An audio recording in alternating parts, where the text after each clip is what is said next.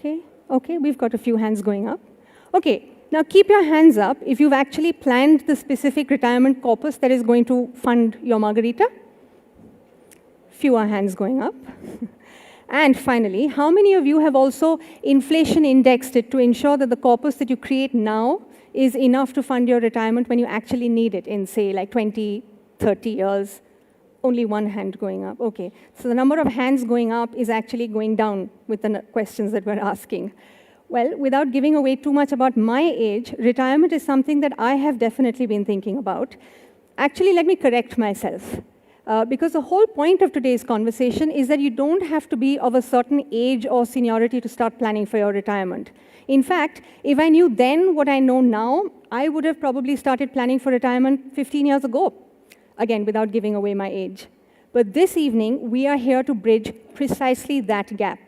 Now, earlier today, the 5th edition of the India Retirement Index study was released. This is an annual primary research conducted by Axis Max Life Insurance in partnership with Kantar. The mission is to understand India's retirement readiness and to translate awareness into action. So let's begin the evening with a look at what the study is all about.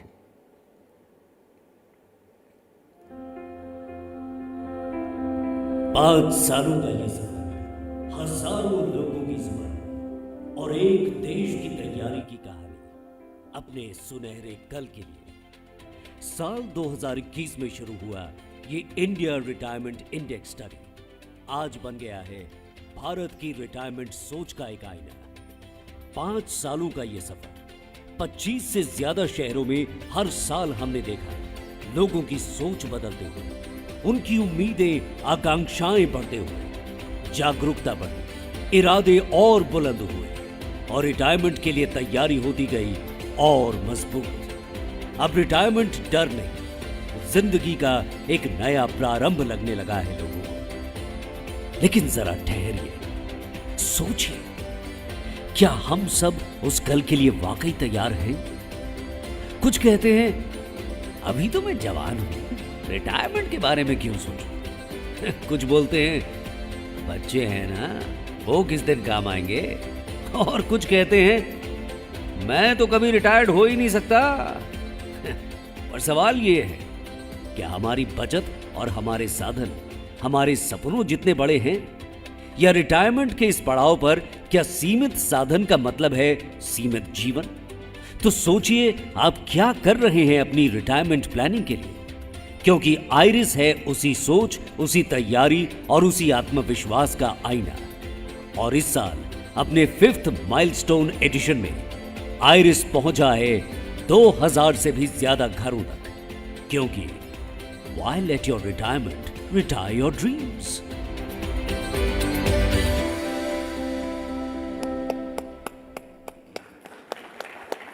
That's truly food for thought, and some of those questions are going to be answered this evening. Now, to formally kick off the India Retirement Insight Summit, a journey now 5 years strong, please welcome someone who has been instrumental in shaping this platform to tell us the story and significance of the India Retirement Index Studies Half-Decade Chronicle. Ladies and gentlemen, please join me in welcoming Chief Marketing Officer, Axis Max Life Insurance, Rahul Talwar.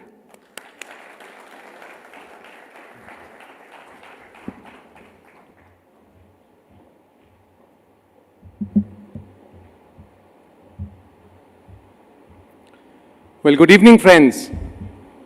Everyone and every once in a while, we come together not to just talk about change, but to confront it. Today is one such moment. We are not only celebrating the launch of the 5th milestone edition of Axis Max Life's annual retirement survey, India Retirement Index Study, or as we call it, IRIS 5.0 today, but also to hold up a mirror to a new India. An India that's living longer, earning differently, and gearing up to fund its own retired future for the very first time.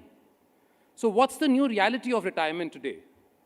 Well, right now we have a massive cohort, some represented in the audience today, of India's private sector workforce that's retiring with their individual savings as their sole safety net.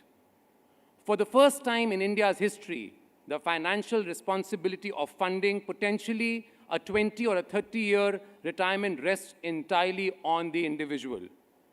At Axis Max Life Insurance, we say this as bharosa tum ho, means the onus is on us, the individual. And it's precisely why IRIS, the India Retirement Index study, was created to record this shift and help Indians plan their retirement better.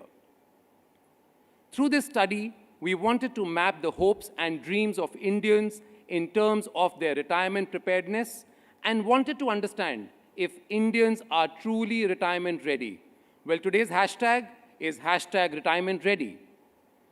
IRIS is a part of our thought leadership platform, Bharosa Talks, under which we drive awareness around financial conversations on financial protection and retirement readiness. So what's all about this birth of a baby called IRIS, which turns 5 today? From insights to initiative, back in 2021, when we were all within the uncertainty of the pandemic around us, as a responsible, progressive, and a thought leader player in the ecosystem, Axis Max Life Insurance asked a question. And that question was simple yet urgent. Are Indians emotionally and financially ready for a longer life? We realize that retirement preparedness isn't just about money or wealth, as we call it. It's about a mindset of confidence. And in a more proprietary way, at Axis Max Life Insurance, it's about bharosa. That insight became IRIS's, or India's first national retirement report card, which measures preparedness across finance, health, and emotional well-being. I'll repeat that, across financial, health, and emotional well-being. Well, what has IRIS been telling us over these years? And as we turn 5 today, IRIS has given us a very clear view of India in transition. Well, no surprises. IRIS, we know, is a part of our eye, an eye into the future. And that's why when we say India Retirement Index study, it's an eye into the future. Our national score has grown from 44 to 48 in the recently conducted edition, which we are releasing today.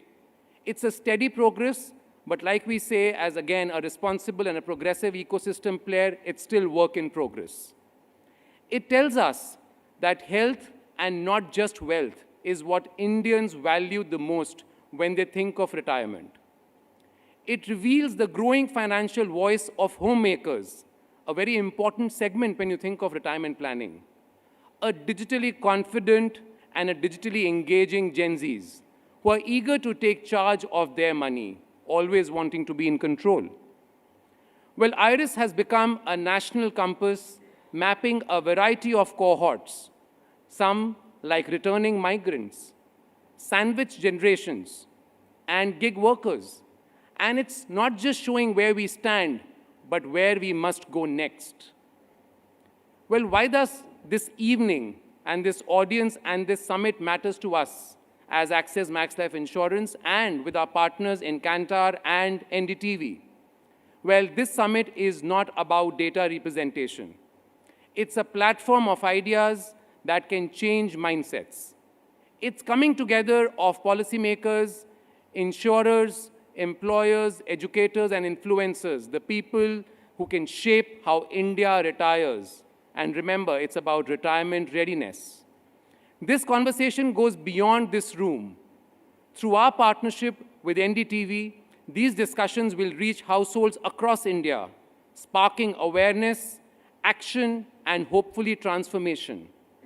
Well, Axis Max Life Insurance has a threefold mantra: self-awareness, self-realization, and more importantly, self-action.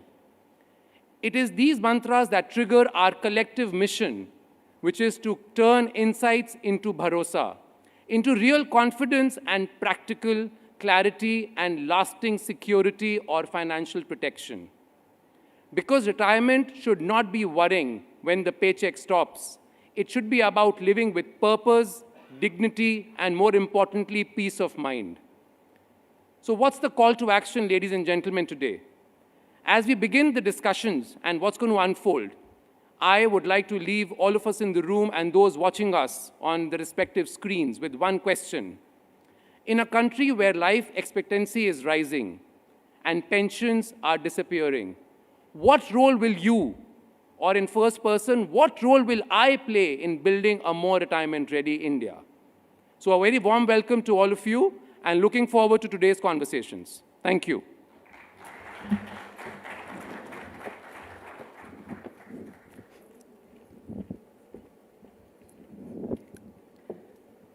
Thank you very much, Mr. Talwar, for that look back at the IRIS journey and for setting the context. Now, to cast a clear vision for the future, we have with us the one person whose leadership is driving the conversation on retirement readiness in India. His keynote will decode the complexities of retirement today and set the stage for our discussions. Please welcome for the keynote speech, Mr. Sumit Madan, Managing Director and CEO, Axis Max Life Insurance.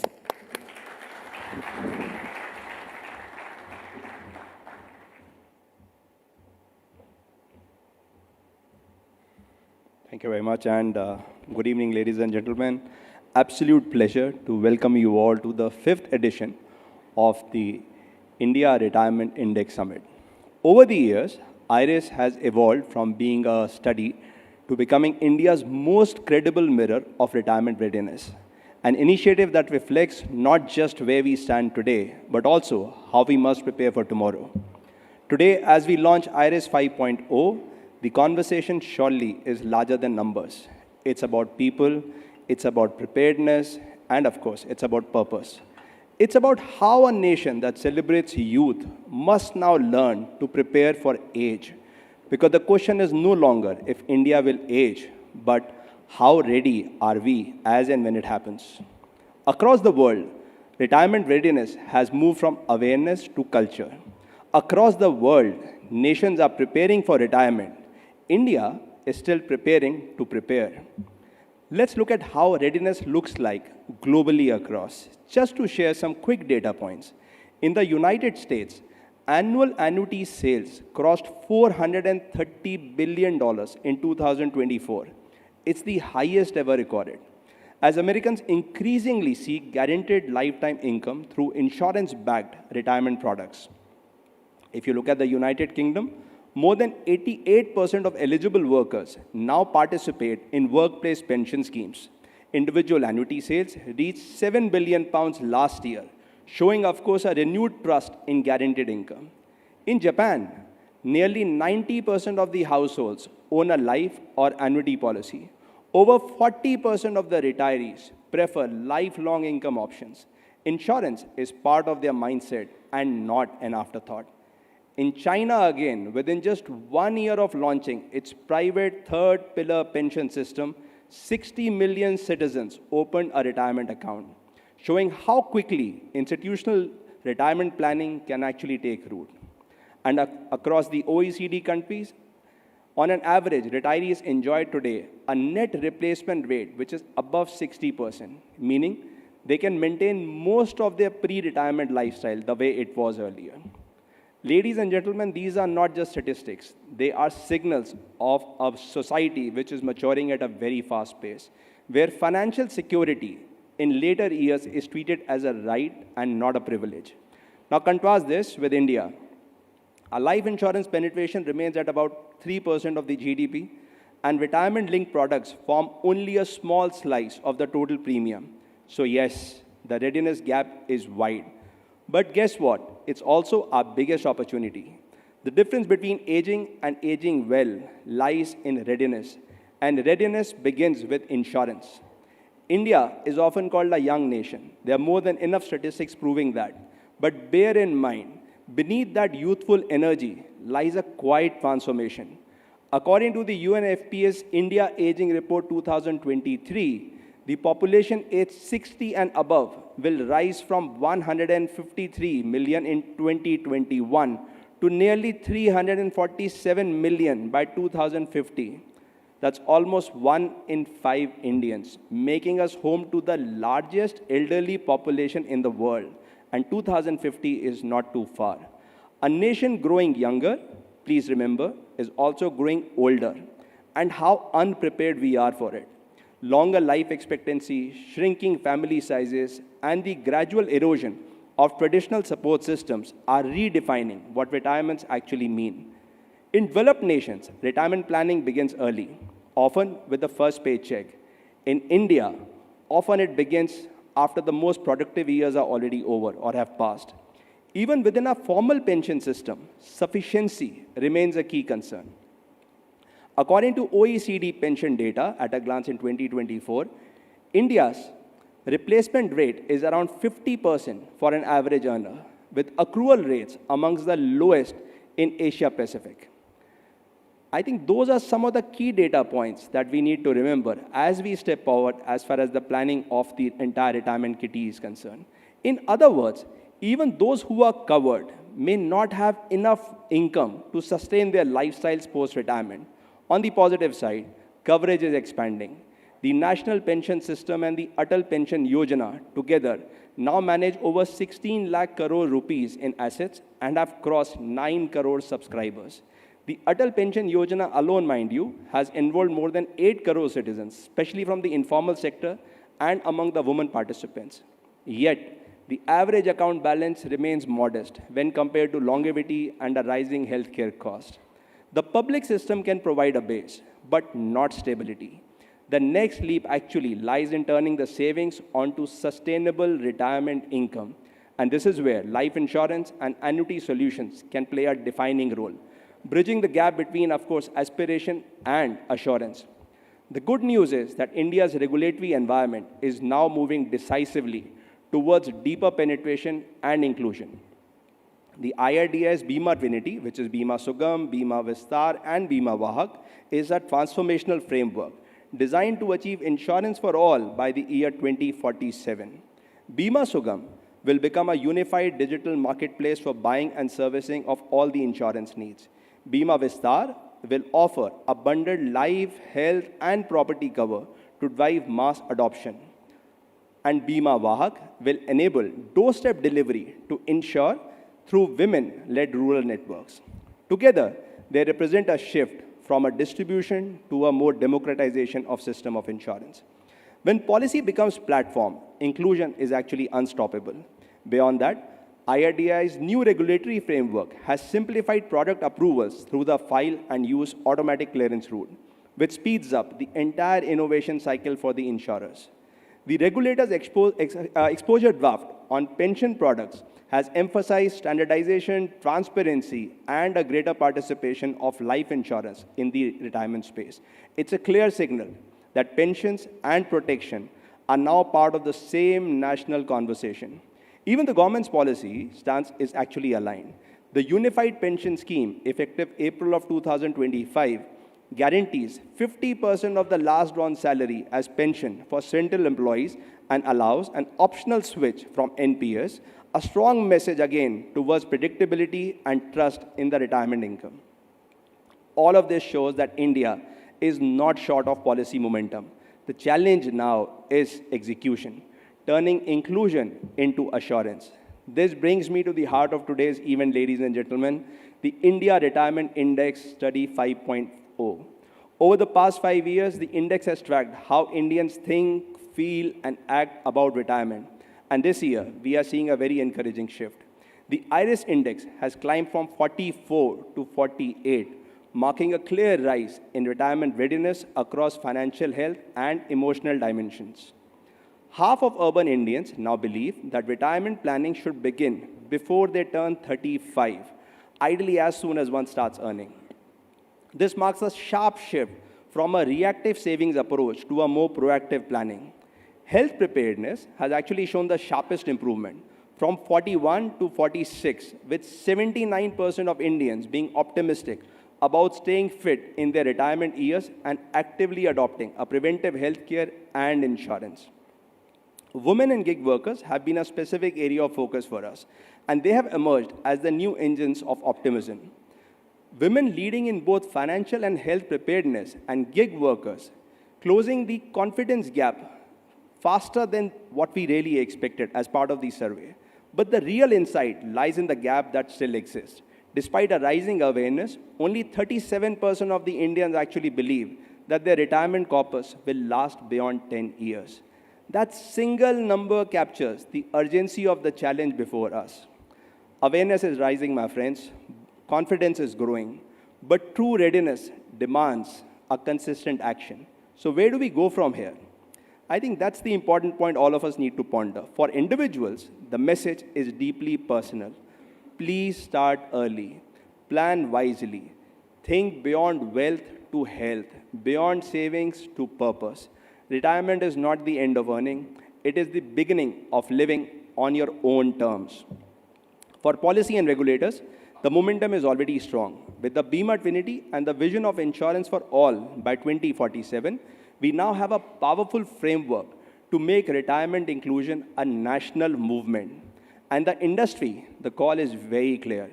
We must move beyond awareness to drive consistent action.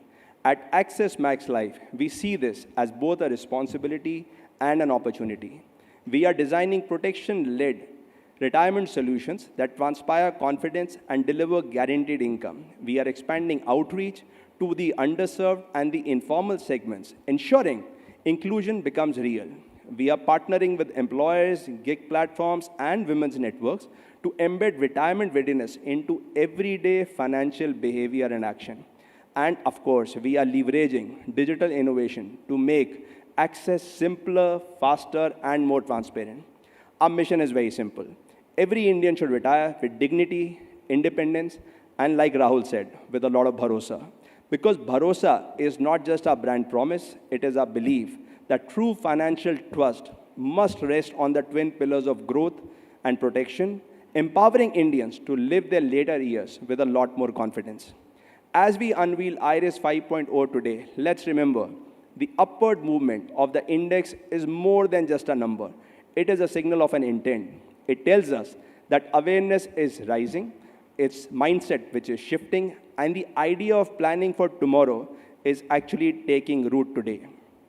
Let IRIS 5.0 not just be a study, let it be a movement that inspires collaboration across government, industry, individuals, and helps India truly prepare to age well. Together, friends, let us build an India that not only grows young, but also grows old with grace, purpose, and an unshakable bharosa. With that, I just thank you all very much for taking the time out for this very important study that we are unveiling today in your presence. The insights that are in the forthcoming sessions, I'm sure you'll find them interesting and enriching. With that, thank you very much, friends. Thank you.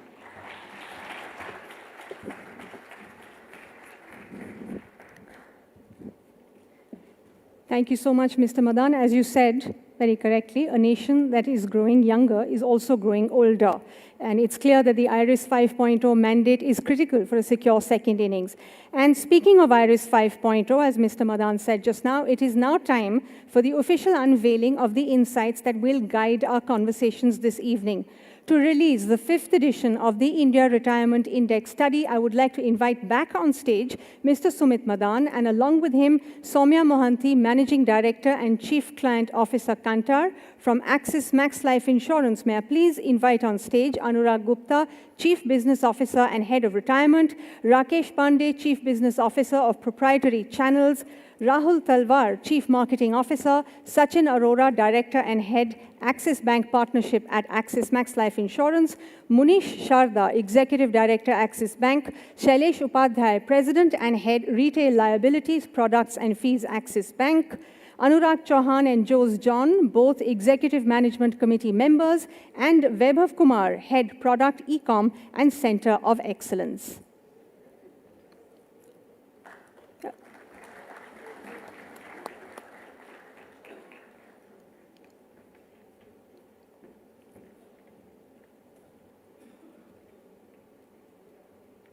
Let's have the AV.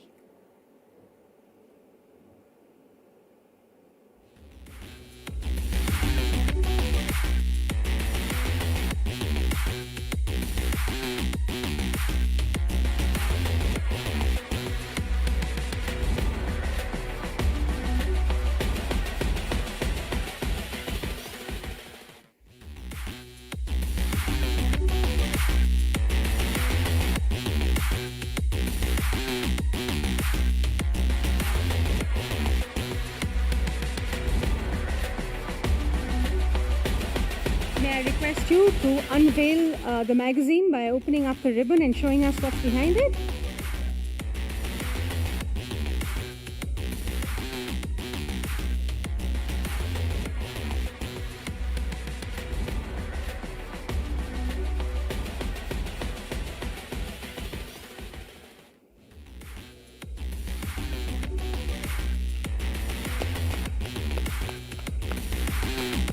A round of applause, ladies and gentlemen. There it is, the 5th edition of the India Retirement Index Study.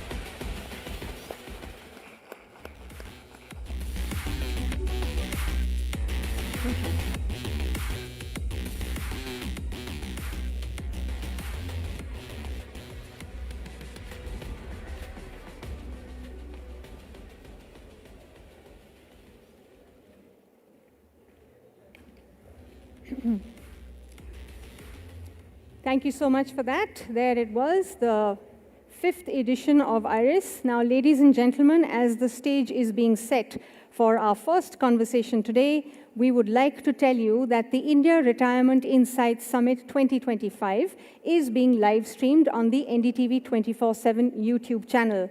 It will be available to view on YouTube after the event as well. So, in case you've missed out on important insights or you need perhaps some inspiration to get your retirement planning off the ground, you know where to look. Just go to NDTV 24/7's YouTube channel. Right. Now, the 5th edition of the India Retirement Index Study is officially launched. You just saw that happen in front of you. And it is packed with the insights, the data, and the narrative that we need. To dig deeper into the findings, especially the pivotal gap between aspiration and readiness, we will now be moving to our first conversation.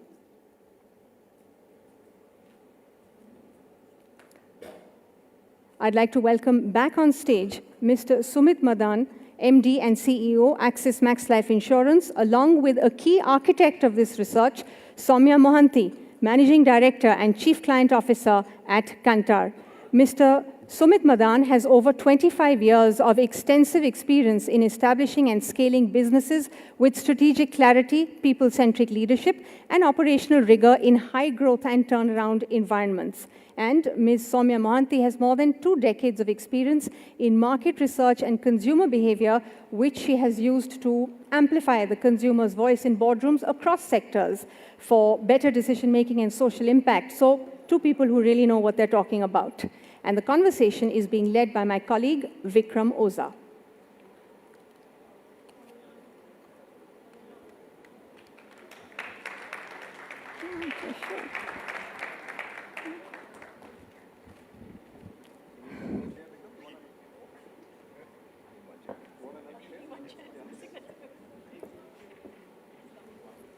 Guys, you're 1 chair short. You're 1 chair short. यार ये क्या हो गया? इतना लंबा लिखा था कि एक कुर्सी और है, तुम क्या कर रहे हो यार?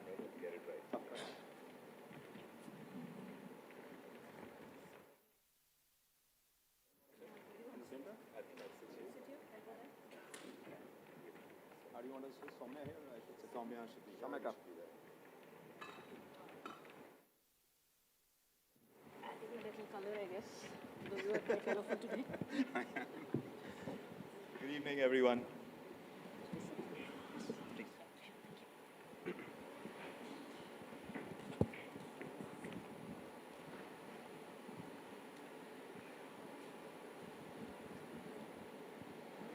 Good evening. It's a pleasure being here. This is a fantastic chance to understand where we stand as far as our retirement plans go. And there are fascinating insights coming through. It's interesting to note that this study has been happening over a span of 5 years, and we're seeing the 5th version now. And clearly, I mean, when it comes to retirement planning, I was seeing that big number out there, which is more than a third of the population not having looked at retirement in a way that needs to be looked into. So it's a pleasure talking to Sumit Madan about this, and Soumya is here with us from Kantar as well. And the study that has been conducted, I want to understand first from you, Sumit. It's interesting that we are still at a nascent stage. From everything that you pointed out in your keynote address as well, the opportunity is great, but I want to know how much the needle has moved. In a span of 5 years, what has changed from the time that you started this study? Yeah, thank you, Vikram. That's a good way to start this entire conversation. One, the needle is clearly changing. When we started the entire survey from an index score of mid-40s, now we are looking at an index score of almost around 48 in the IRIS 5.0. When you look at the data further deep down, largely 3 parameters. One is around emotional, second is around financial, and third is around health. We see scores changing across all the 3, maybe in different proportion. I think one of the things which has happened post-COVID is that the awareness around health has actually gone up. And the same is getting reflected in the scores also for us. Today, for example, when we did this survey along with Kantar, we realized a lot of us have started wearing a fitness band, for example. Apple Watch, for example, has gone up. And there is a positive shift as far as realization towards physical health is concerned. As part of the survey, we actually paid specific focus on the gig workers and the women also, Vikram. And again, when you look at women, they actually outscore their men counterparts as far as understanding knowledge around health, fitness is concerned. There are these proactive tests that Indians at large are now going for. From an approach which used to be more reactive in nature, we have seen the approach moving towards more financial in nature. The other interesting aspect of the entire study over the last 5 years also has been that Indians largely are realizing at a very fast pace that they need to plan for their retirement early. And every passing year, we've seen a gradual shift towards it. Today, for example, a large percentage of Indians above the age of 50 actually regret, almost 80% plus actually regret not having planned for retirement early. And one of the messages that they want to give to the younger self is, I wish I had planned for retirement early. So I think those are some of the changes that we see happening as far as the various indices are concerned. As we get into the conversation, Vikram, even on the emotional side, we need to bear in mind that a high number of 70% plus Indians today feel that they'll be alone as far as their retirement years are concerned. And that's a challenge, that's a need that all of us need to collectively address. So there is the emotional side, there is the health aspect, there is the desire to create wealth for the future. Soumya, when there are these nuances, especially when it comes to women, the approach seems to be different for women compared to men. Is that something that has really reflected in your study in a tangible way that also explains why? I think it's very interesting that I'm very happy to say that women seem to be more disciplined in terms of probably planning for their retirement. They're actually 1 point higher than men in their financial preparedness. And like men, they have seen a very huge shift in the health preparedness. They are doing more preventive measures. They are more proactively concerned about their health. So they are taking a lot of steps. But you know, the thing that really stays with me is that when it comes to the emotional preparedness, there has been a drop. There's a 2-point drop. They're 2 points lower than men. So despite the other 2 factors where they are taking steps towards it, emotionally, they are not yet as prepared for retirement. And to some extent, I do feel financial preparedness and emotional preparedness are connected. Because broadly, everybody seems to think I'll be healthy. I can manage that. But when it comes to financial preparedness, and I'm sure Sumit will talk a little more about it later, there is only a sort of a desire that I am going to invest for my retirement, but there is no real action, there is a lot of confusion, there is no real understanding of how much corpus is required, how long will my corpus last. All that contributes to this feeling of emotionally, I will still be somewhere dependent on my children.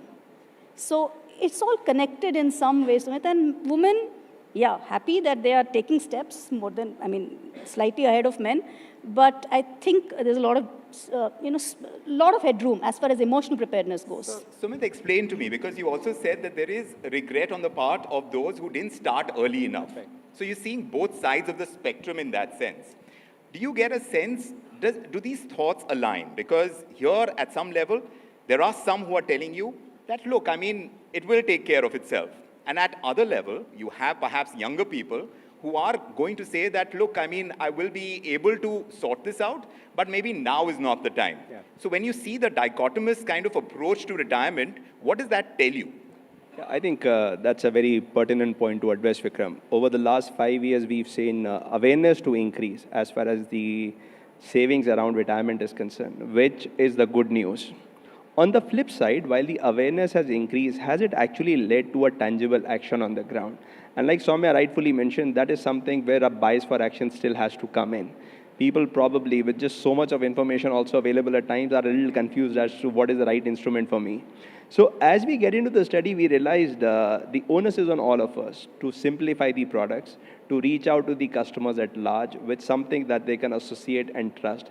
And that's where the entire ethos of Bharosa actually come in.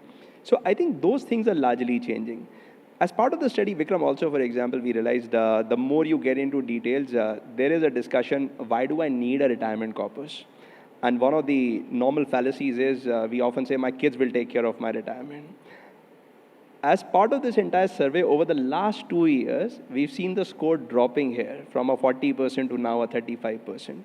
So I think while everyone believes my kids will take care, the confidence around is moving down. Similarly, for example, many people also feel that I have enough wealth to last a lifetime. Again, this number is dropping. And I think the new reality is sinking in. As part of the entire study, Vikram, along with Kantar, we realized there is this magical number of 1 CR, where 7 in 10 Indians across cities, the 25 cities that we surveyed, 7 in 10 Indians feel that 1 crore corpus is actually enough for me. How much has that changed? Over the 5 years that you've been doing this 1 crore figure you're saying has remained static? It's changed over the last few years. The important question is 1 crore enough? And the answer is no. Is no? Yes. But how many people were aware that this is going to be low? The number is constantly changing. In the recent survey, the number came out to 7 out of 10. And again, like we were discussing earlier also, there's just too much of information floating around. Everyone's retirement needs may be actually different. So there is not one magical number or one magical formula that may suit everyone. It depends on the cost of living in that specific city. It may change. It may also depend on your corpus that you currently hold. It also depends on the time horizon. It also depends on the risk appetite. So a lot of things are there.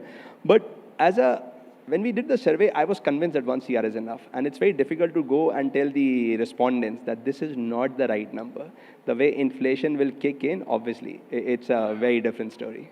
So there are these variations in goals. Sure. And this goal-oriented approach as opposed to the product-driven one, as far as the industry is concerned, how much of that came through in the confusion that you're talking about? Because a person will have very specific goals, retirement goals, will have an idea. I want to open a cafe, and I have interacted with a lot of them who have clarity on what they want to do once they are done with a 9-to-5 job. Yeah. But then when that changes into planning for it, there is a lot of confusion about how to go about it. That financial goal, I don't know if there is clarity on how to reach there. And perhaps the figure, like you said, 1 crore is something they've been stuck on. That hasn't changed. So they're not quite clear about the figure as well. Did that show up in your research? I mean, it's actually clearly shown up because that point you were saying, there are 33% who have not even started anything.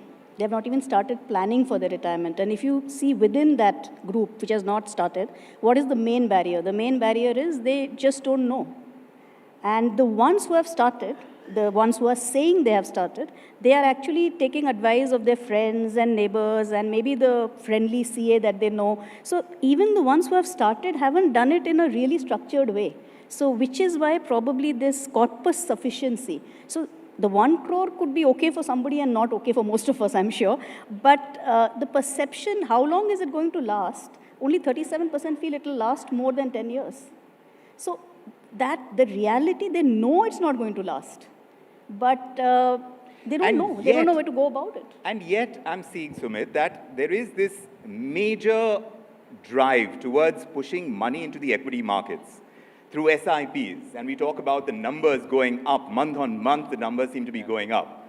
So isn't that part of the retirement planning process? Is that something that the research is able to throw up to kind of say that, look, I mean, I may be not buying into a retirement product, but what I'm investing today will probably yield the kind of results that I would hope for in the future. Yeah, I think that's a very relevant concern, Vikram. Just like your channel, at our company also, we do a lot of interaction with the younger population.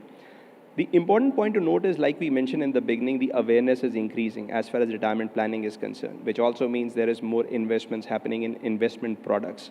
Those investment products could be varied in nature. In India, for example, you have products like a savings account or a fixed deposit or equity, like you mentioned. And if you look at the recent data also across, the money being put into, by younger Indians into equity is going up. In your channel, you do a lot of such discussions as to what are the right investment avenues. My only request to everyone at large is please keep the risk appetite in mind. Please keep the time horizon in mind. Do not look at any asset class purely as one directional that will continue to keep going up. In one of the recent interactions, Vikram, that we were doing, a large part of the young population, for example, never saw a correction in the equity market. So whatever money was going into your SIPs and the mutual funds, everyone had this notion that the money will go only in one direction, which is northwards. It never stays that way. So I think when you do the retirement planning, the asset allocation, the basics really come to the fore. Stick to the basics. As part of the retirement planning, you should have asset class across. Life insurance, to my mind, is one of the most critical parameters that every Indian must have as part of the portfolio. You're calling that an asset class as well? Yeah, I think so. Life insurance today is an asset class. Gone are the days where life insurance, today there are too many options available to the customer in terms of life insurance also. Like I said, Vikram, products have become very simplified.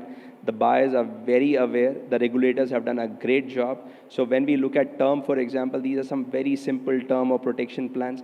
Even in the case of ULIP, for example, you have some very easy plans that a customer can choose from. So when you look at various asset classes, life insurance as a category is something that none of the Indians can actually ignore today. You know, we're talking about risk and managing risk, and perhaps the risk perception kind of changes you know, depending on the age that you're at and how much risk you can take on. At least that's what financial planning will tell you, that, you know, at a younger age, you can take on that much more risk. We are also seeing in the economy the growing rise of gig workers. Now, where risks are concerned and the kind of sometimes what job insecurities they have, when these people approach retirement planning, I don't know if they do and how much of that is actually reflected in your research, but what about them? Because you're seeing an economy change its color, its texture, in terms of job profiles of people. And retirement planning will also have to change its nature and profile to be able to cater to different forms of cohorts that do come up in a growing economy like ours. So for gig workers, what have you found out? So I think the good part is that there was about a 4-point gap between the gig workers and our national average as far as financial preparedness is concerned.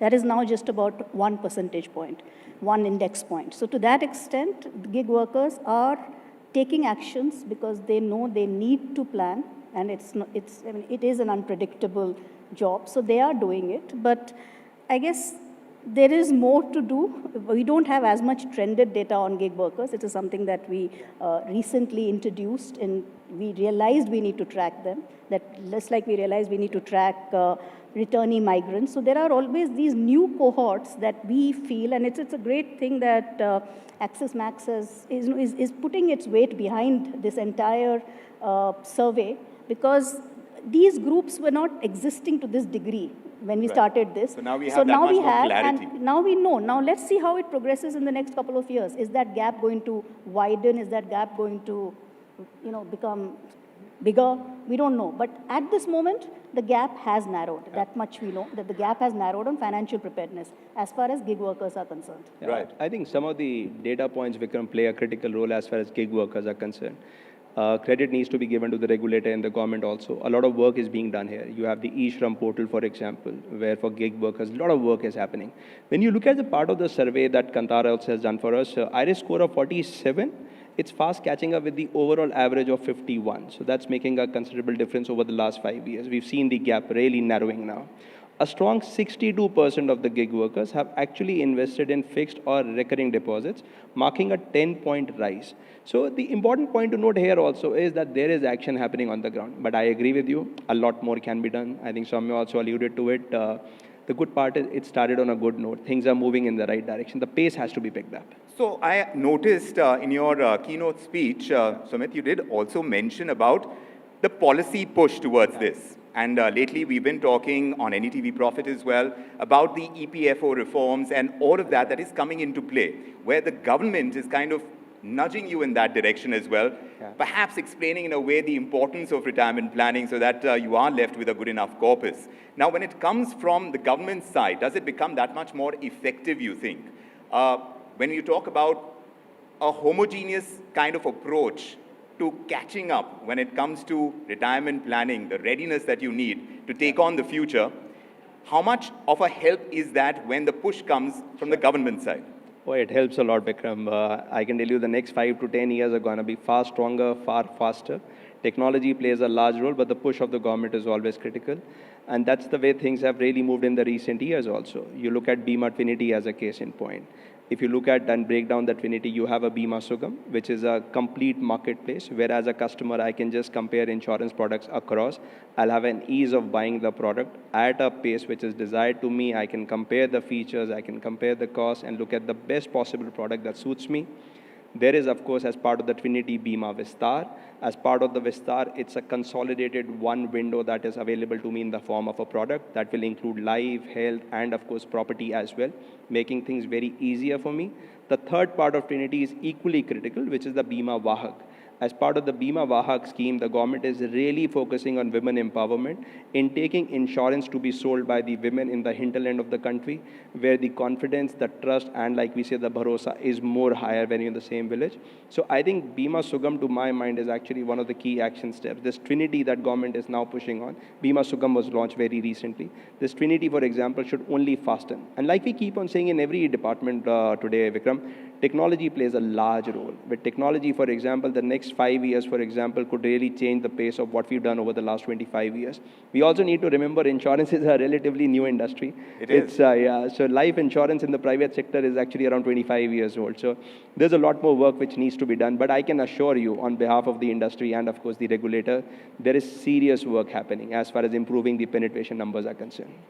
There is serious work, but the challenges remain as many because, like we said, there are so many different kinds of life goals, what you're trying to achieve in the lifespan that you're expecting, and the longevity, like you pointed out, has gone up as well. That's right. So when you talk about a lot of noise that comes towards you as well, and sometimes it's difficult to separate the wheat from the chaff. Yes, there is a lot of information, there's a lot of data coming your way, and perhaps the confusion is coming through in sometimes you don't take a decision on retirement because there is just so much information that you don't know what to do with all that information and take a call on how and what route you want to take. Is that something that comes through in IRIS over the years? I mean, clearly, the confusion. Yes. The confusion definitely comes through. There are some, as I said, there's 1/3 which is not even doing anything. The ones who are doing are just going to people they know. So there is no structured approach there as well. So there is a huge potential for the industry and for people like Sumit to take the leadership in actually partnering, in holding their hand, not just in terms of financial preparedness, which is the sort of the category that you are in, but also overall, because I do very strongly feel that financial and emotional preparedness are connected to each other. So this emotional preparedness is an interesting one as well. How has India changed its emotional approach to retirement? Because right up front, we were looking at the AV, which was pointing out that, look, retirement is far away, my kids will take care of it. All of that comes from matters of the heart. Is that very different from evolved societies where, retirement is part of the play, it's part of the economic process as well? Is that very different? Because we are a diverse country in that sense. And also a very emotional country. Very emotional. So that always does make a difference. Emotions obviously do play a large role, but we also need to understand the society is changing around us. There are more nuclear families today. There are so many examples within the room itself where even if there are two brothers, both are staying in separate cities with parents in a different city altogether, those are changing. Another interesting thing that we found from the survey, again, and you spoke about emotions, even factors like pollution are having an impact. So, some of these environmental factors are also playing a role as part of the study. Post-retirement, if somebody is in a particular city, does he or she want to stay in that city? Things are changing around us. So again, a combination of emotions, health, everything plays a role. One of the other findings, Vikram, also was this fear of longevity and fear of staying alone. If you look at the data, let's say around the 1990s, the average life expectancy used to be around 59.6 years or so. If you look at the recent data, the life expectancy is almost around 71. One of the risks which is actually underscored in India is actually longevity. And this longevity coupled with nuclear families and the fear of staying alone is influencing a lot of decisions today. It actually makes for a more compelling case as far as retirement planning is concerned. And the retirement planning, like Soumya also mentioned, has to start early. The other important word that Soumya mentioned was about adequacy. I think that's also become very critical. Because in many cases, as part of the survey, we realized the respondents said, around 37%, if I recall the number correctly, around 37% of the respondents mentioned that my retirement kitty will not last beyond 10 years. So I think the entire emotions do play a role. But again, nothing like going back to basics. Please remember the mantra of asset allocation. Please remember around your risk appetite, time horizon. And like you mentioned, when we are doing a comparison between some of the riskier asset classes also, keep the long-term goal in mind and just strive towards it. So this long-term goal sometimes requires that much more clarity as well. Sometimes it comes down to as basic as I want to maintain my current lifestyle in the future. Is that approach kind of getting something that you see in the findings, where I'm just saying that, look, I don't know what's to come in the future, but what I have right now, I just want to ensure that this is what I need. I mean, they are saying that one of the reasons they want to do retirement planning is for, there could be medical expenses, there could be other expenses that they need to manage for. That is one of the biggest reasons to do retirement planning. There is also some bit of, I think, apart from the longevity point, we are marrying late. So kids are probably, by the time the kids are settled, etc., it's going to take longer. So there is also that point of I may need it for my children as well, children's education or other children-related things, which you probably now need for a longer period of time than you needed it earlier. Right. So I think people are quite aware in terms of what their goals are. You're absolutely right. People know what they want. They just don't know how to get there. They just don't know how to go about it. So that's pretty much, if I was to sum up, that's pretty much what IRIS is throwing up. There are a lot of positive movements, but that thread remains. That's true. Being an optimist, Vikram, that's the opportunity that India possesses, that India holds for companies like us. It's a great opportunity to be in this country at this point of time. There is just so much work to do. And like we're saying, with all the innovation happening around us, with the increase in awareness, the bias for action will also come in. It started to come in, the pace will only pick up. So if you were, Sumit, to kind of say as an important stakeholder in this entire process to talk about retirement planning and retirement readiness, the stage where we're at and where we need to be, where is that push going to come from? Where is the entire onus going to lie? Where is the entire drive going to come from to kind of take us from this point to say when you come out with IRIS 10, for example, 5 years from now, where do you see the biggest drivers bringing about the change in retirement readiness in India? Yeah, I think to begin with a structured approach around it. A structured approach, one, just to understand how much money do I need. I think that's a starting point. Two, a step-by-step process as to how I will reach that level. I think that's something which is missing right now. For example, as part of the study also, we found that today the respondents rely more on one of the family members for some financial advice. Can it be an unbiased, structured answer to some of those problems that they have? Can I provide a kind of a solution to them? So I think that is something which is the key to begin with. Two, I think, Vikram, you raised a relevant point in terms of the intervention by everyone in the machinery, which includes all the companies, which includes the government, which includes the regulator. And again, like I said, that's a work which has now started to happen. So point number two, I think that will make a large difference. Point number three, of course, is around simplicity. Let's just simplify the products. The regulator has allowed use and file. So for example, that made the innovation far more faster to reach out to the customer. That again is making a difference. The simpler products obviously are easier to understand, needless to say, are easy to sell and easy to buy also. And that's a third change which is happening in the market. Fourth, I think we'll have to somewhere keep the emotional needs very much in play, but at the same point of time, not be driven by it. Just to say, as part of the survey also, just to say my kids are there and they will take care of it. It's an important understanding that yes, ideally they will, but does that discount you from not making a plan? Answer is no. As part of the survey also, Vikram, we were just checking with a lot of respondents. See, retirement is not about, the discussion is not about money. The discussion is more about the lack of money. And I think that's something which has to change. The idea is that life should not end when I have retired. And many people feel that, oh, I have done everything that I had to do. Like we discussed, with the average age span increasing, there is a lot more that you can add. Retirement many a times is just passing on the baton to the next generation in terms of probably a productive workforce where you can step into the shoes of more mentoring, you can move into the shoes of more wisdom. But should that stop you from leading and enjoying life? Like the pictures you see around, answer is a strict no. Enjoy life. For that, you need to have enough corpus to do so. Enough corpus, enough stored away is going to be an important one to live the life of your dreams. And that's entirely the aspiration of this entire push that we are likely to see in the years to come. Perhaps it's going to reflect in future surveys as well, where the push actually has a material difference to make, because securing your future seems to be like a basic need.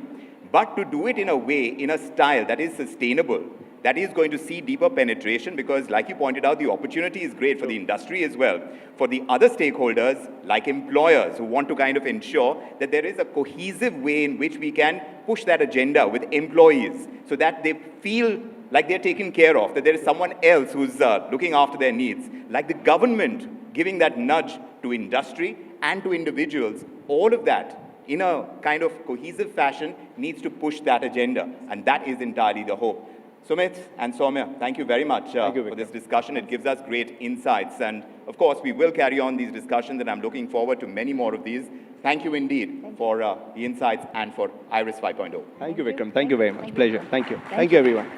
Soumya, if I can ask you to stay on, we'd like you to present a memento from our side. Thank you, Sumit.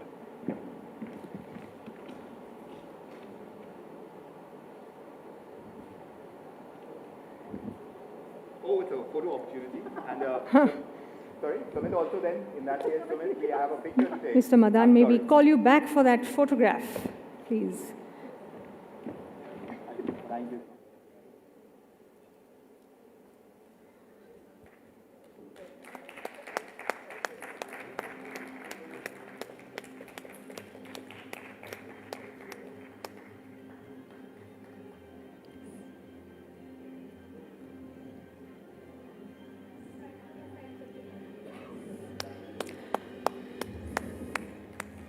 A round of applause, ladies and gentlemen, for Mr. Sumit Madan and Ms. Soumya Mohanty. And as Ms. Mohanty said, people know what they want, they just don't know how to get it. So that brings us very neatly to the topic of conversation of our next panel, which is how can India turn its growing retirement awareness into real sustained action? As the stage is being set, I'd like to introduce the panelists. Munish Sharda, Executive Director, Axis Bank. Rohit Kumar Agrawal, Director Finance, Chennai Petroleum Corporation Limited. And Sanjeev Bajaj, Joint Chairman and MD, Bajaj Capital and Chairman, Bajaj Capital Insurance Broking. And to moderate this discussion, now with the chairs in place, I invite back once again Vikram Oza.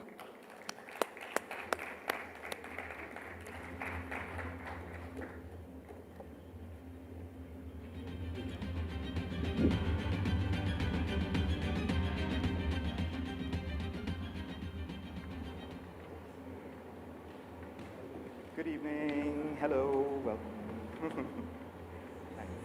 Thanks for making the time, Mr. Raj. Come. We have an extra mic as well.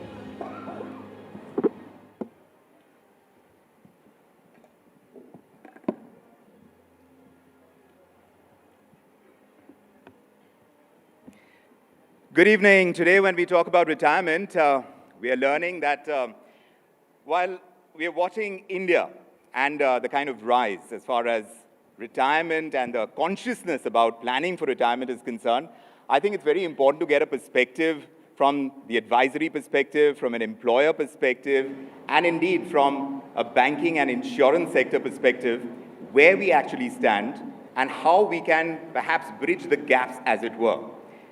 When we talk about a cohesive approach, it is an important piece to consider that when you talk about retirement planning, it is going to be a policy push. It is going to be a framework in which we perhaps need to approach the subject.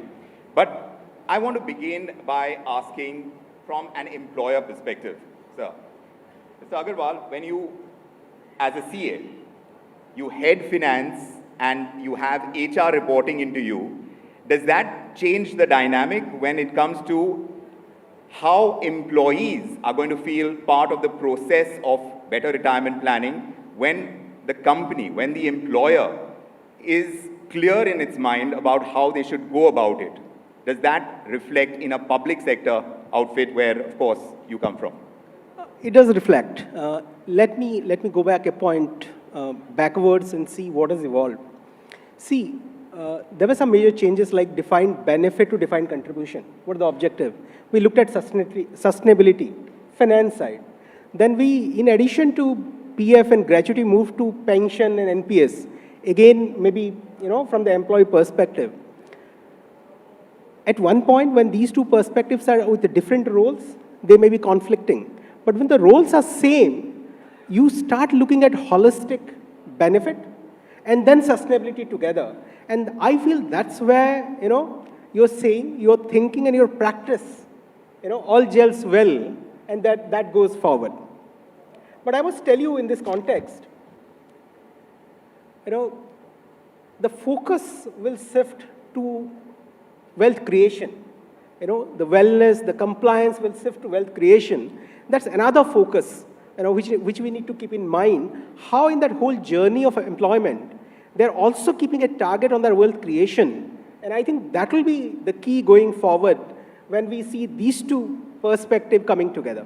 Mr. Bajaj, you're in the business of advising people on how to build wealth.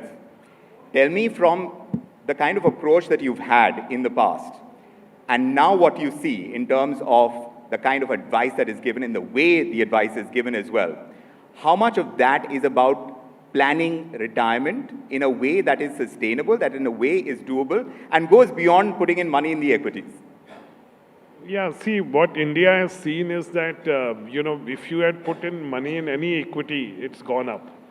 Okay? So people have not seen the opposite sides, as Sumit was saying.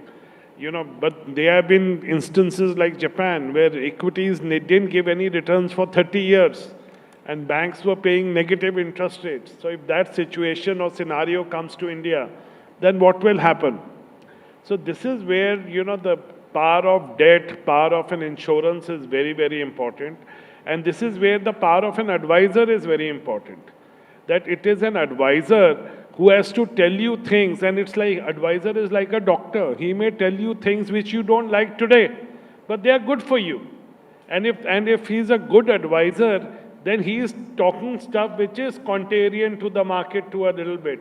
Today it says that do a SIP and you will have this much amount. Yes, those things have happened. Even gold. Do you think gold can continue to give the kind of returns that it gave?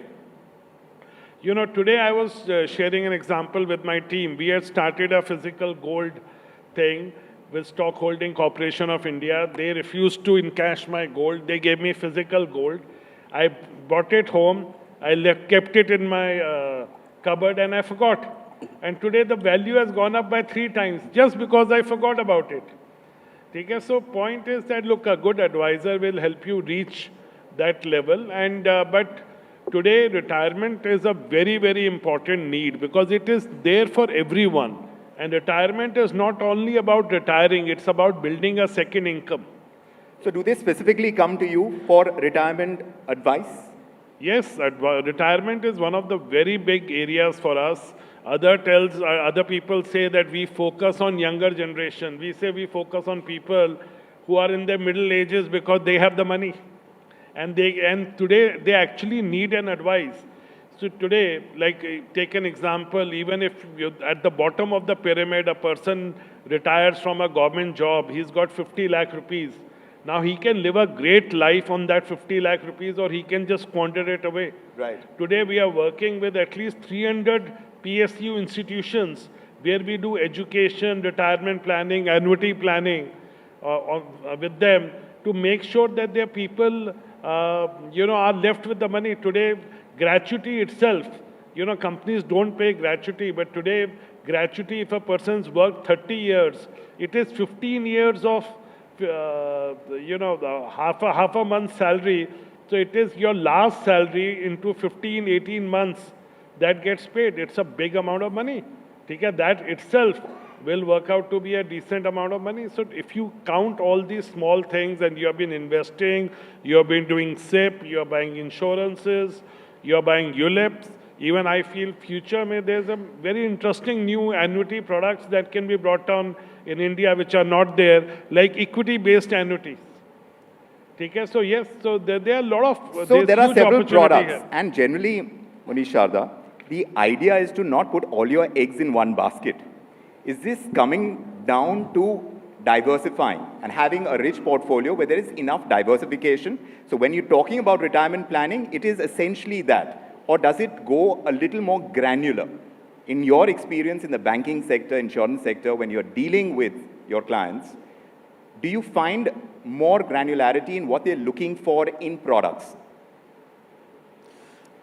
Okay. So I would like to start by congratulating you and Max Life for putting this survey together, 5th time in succession. I think it's a good way to track how India is thinking about retirement, so congratulations to both of you. There's few things that come out in this survey which kind of hold my attention, which is this, that over the years, the awareness is increased. More people are thinking to start early.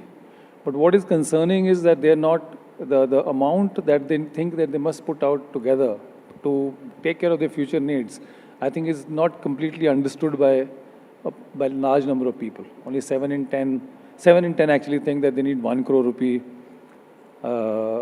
only. So when I was young, when I was growing up, I remember when I took my first home loan, and I took a home loan for 20 lakh rupees. And I used to think that if I take a insurance to cover 20 lakh rupees, if something happens to me and home loan gets paid, I think it's good enough, right?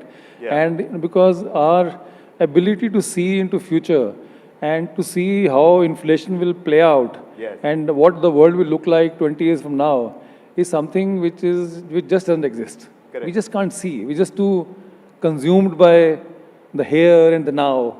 And that's one. But now has the visibility improved? So clearly the survey is showing it is improved. It's improving. No, but for you, from your perspective, because you talked about your own experience. We are always wiser in hindsight. So, right? Like a lot more people. Yes. And which is why Mr. Bajaj is saying that he caters to that audience who are saying that, oh, we are wiser in hindsight. I wish we had done this and done that, because that's where the money is, right, Mr. Bajaj? So the thing that works for retirement planning is, 3 or 4 things. One is this ability to see. So anything which can introduce volatility or discontinuity into your income stream or your life, etc., is something that needs to be prevented or avoided, right? So that's one. Second, you need discipline in your, the issue with retirement planning is that you put something away today, which you can't make use of today, and you can't see the benefits of that today, right? You see the benefits of that perhaps 20 years from now, and it kind of, you're not that worried about, you don't think you may need this much money, etc., and you kind of, and that I'm just living my own life the way I've lived. But good news is that with the products, when Sumit talked about it, with the products that are coming up, with the income levels rising in the country, with the awareness increasing, you see the number of customers, the number of people in the country who have started participating in the equity markets in this country in the last 3 years after COVID. And that awareness is going deeper and deeper and deeper. But India still needs to do a lot more. India still needs to do a lot in a lot more disciplined manner. To your specific question, whether you can do stuff in a granular manner or not, I think I don't think the customers can easily understand sometimes the complex products that are being, put together. Advice becomes very, very important. So having a trusted advisor by your side, yes, becomes very, very important, right? And that's where companies like ours come through, and we advise people to see, to look at your specific needs and see where you should land 20, 30 years from now. Right. So that clarity in goals, at least, Mr. Bajaj, is something that is coming through, because at one level, you need clarity of what you're trying to achieve. At least when you're catering to your clients, you're seeing that much more clarity now, and that makes it easier to choose products that you would suggest that they should go for? Yeah. So today, it is contrary to the belief, people are much more aware. Because whenever we look at everything, we look at it from the Gen Z perspective. That people in their 20s are doing this, people in their early 20s are doing this. Why not look at people, what they are doing in their 30s or 40s and 50s? Today, people are much more aware. They understand the kind of financial knowledge in this country because of media channels like you, CNBC, a lot of others, has gone up tremendously. People today are aware, they know what they are talking about, they are very clear about what they want to achieve. Now, point is that, yes, the most important part is having a right partner or an advisor. Because he's like, you may know about the medicines, but you don't want to start taking them yourself because your knowledge may be limited to what you have come across. Whereas a good advisor is supposed to have coming across 50 people like you. He has seen what goes right, what goes wrong, and he's able to give you a better advice, and it's better to pay that premium. This is the second time you're using medicine as an analogy.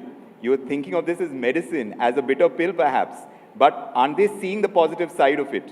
Now, is that changing as well? Where they are excited about planning for their retirement. Isn't that purpose of taking medicine is to become better? To be better. Yeah, so the reason I'm using that analogy is that, today you're giving up some part of your future. Like they say that what is the difference between being rich and wealthy? People talk about being rich, people talk about being wealthy, but they don't understand the difference. Correct. This comes from US. Rich means having money today. Being wealthy means having money for the rest of your life. Right. I've met people whose parents bought 5 generations ago annuities in 1930s. And these are called inheritable annuities. Right. Where it moves from one generation to others. Today, the guy doesn't have to work because his annuity was bought by his great-great-great-great-grandfather in 1928 or 1920-something. And today, that family, he's living a great, comfortable life where he works because he wants to work, not that he has to work. So this is, it's a very... Does that person also require retirement planning? Yes, why not? Because he wants his children to be richer than him. If his great-great-great-great-grandfather had not done the retirement planning, had not created the trust or the trust fund kids as they are called in Europe or this thing, you talk about Monte Carlo, Cannes and this thing, but you have to understand who are the people living there and why are they able to afford that life. Similarly, India is going to get richer. We have to understand once you get richer, the growth rate of your population growth rate comes down. So your younger generations may even be richer than you because of your inheritance. So it's a very interesting time. There's a huge role for an advisor. He can add a lot of value for you. And you have to look beyond simple products. You have to look at building up a basket which is cushioned. Yes, so that basket and how to pick the right products, that's where the confusion is, and that's where the advisory role comes in. But you pointed out a very Indian approach when you talk about if you have enough, inheritance is the next thing that you're talking about. In terms of retirement planning, we're talking about an individual need to secure one's future. In that sense, Provident Fund has been doing it. In that sense, when you talk about public sector jobs, it happened naturally. It's not like it's gone away even now. And perhaps it's happening in that much more of an intense measure. But has that been an important process of India's approach to savings? Has that kept us in good stead? And is that still the approach that we need to kind of play on the side of caution, save more for the future? Perhaps no. Because PF on its own will not take care of it. And the second issue is, see, PF corpus will come when you retire. You have to think about inflation, you have to think about your longevity, you have to think about your lifestyle, and you have to plan it out. And that corpus may not be sufficient. But what I feel some more points which needs to be taken care is, in addition to money, if well-being is our objective, I think awareness, education at the right intermittent space is important. And when I say that, I'm saying, why plan at 58 or 60 when I'm about to retire? Why not a person joins at 25, tell him how, how your requirement will come up and, awareness about finance and planning. And then 35, when significant changes happens to his income and responsibility, why not another, deeper dose and at 45? And then why not plan at 55? So that he knows what I have to do in the next 5 years when my consistent income is going away, regular income is going away, and there is regular outflow is required. And I'll tell you what we thought at our company, keeping this future needs, because, and this context comes from that employees are your most valuable resource. If they are your most valuable resource, their holistic well-being is important so that they take ownership. And that is how you grow as an organization. If that's there, then I felt intermittent holistic intervention, maybe a micro-learning, and I'll tell you what I mean by micro-learning. We talk about safety culture, so that our behavior is such that safety is there in everyday life. Why not finance is like that? So why not a micro-learning where he understands when he joins that employment, every day a smaller dose, and he comes to a level where he knows, no, this is what I need to maintain, this is my minimum, and awareness is there. As in when my life cycle changes, and life cycle goal changes, intermittent goals changes, I am adequate enough. And maybe the point we're talking, that are they confident of their retirement? Maybe these are some capsules will contribute positively to that. So this is an important point, to have that kind of measured approach when it comes to our current spends, about the here and now that Mr. Bajaj spoke about. We're also kind of tilting a little bit more towards the American culture of credit and easy credit access. Is that quivering the pitch, as it were? Mr. Sharda, Mr. Bajaj, if you have a take on this, in terms of the easy access to credit, does that come in the way of good retirement planning? No, I don't think. No, I don't think so.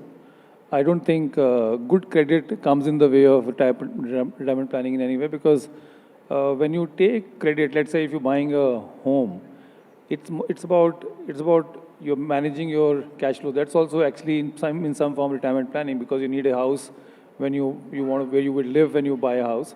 So it gives you a credit solution, gives you a way to kind of defer or defray your payments over a long period of time, which helps you acquire those assets which will help you in the longer term. But that doesn't mean that you stop saving on the other side for your other needs. You still buy insurance, you still buy health insurance, you still save some money for your future needs. So I don't think these are two things which kind of intersect at some level. But it's important that if you take credit, you also must protect the need to, because your family depends on it, etc. And insurance kind of comes in there as well to protect you in case something happens to you, to protect your credit, so that it prevents a discontinuity from setting in, which will bring some other situations to your family, etc. So I don't think they're to intersect at that level for one prevents the other. Mr. Bajaj? Can I add to that? I think it's a very interesting question you have asked. See, there are two methodologies in life. One is earn, spend, and then you save. Okay? That's one place. If you do that, then credit is very dangerous. Right. Because you will wipe out everything you will have, because easy credit is available. But then there's another philosophy in life where you earn, save, and then you spend the rest. And that's where credit becomes very powerful, because it helps you achieve what you otherwise would take many years to achieve today. So it helps you prepone the benefits. Like suppose, simple example, with your own money, you can buy a 50 lakh rupee house. With a home loan, you probably can buy a 1.5 crore or a 2 crore house, provided you're living within that 60% that you're going to spend. So you're not compromising your future on that. Second thing is that you may be able to buy a 50-inch TV. Today, with credit, you can buy a 75-inch TV. Today you go, you say, I want to buy a TV upfront. You get 0 discount. You say, I want to buy a TV on 0 EMI for 24 months. You get that. The reason they are doing it because you're spending only 1/24 of their money, and they expect you to use rest of your money to buy maybe 3 more things. Okay, so it works both for the seller, it works both for the bank, it works for the credit card issuer also. So point is But who does it not work for? who doesn't it work for is the person who first spends and then saves. Then it will not work for him if you're taking personal loans, you're taking credit card loans. I have come across people who are today caught in a very bad debt trap because Yes. they keep borrowing. See, you have to think of that philosophy. Okay, first I have to earn, then I have to save, and then I will And then spend burn. the rest. And then burn, I can use credit to fuel my burn to achieve more than I would do it on my own. But this kind of debate that has happened about, this revenge spend and that it is justified after the pandemic, and you do go through life cycles. Of course, pandemic was unprecedented in many different ways, but it does cause behavioral shifts in society.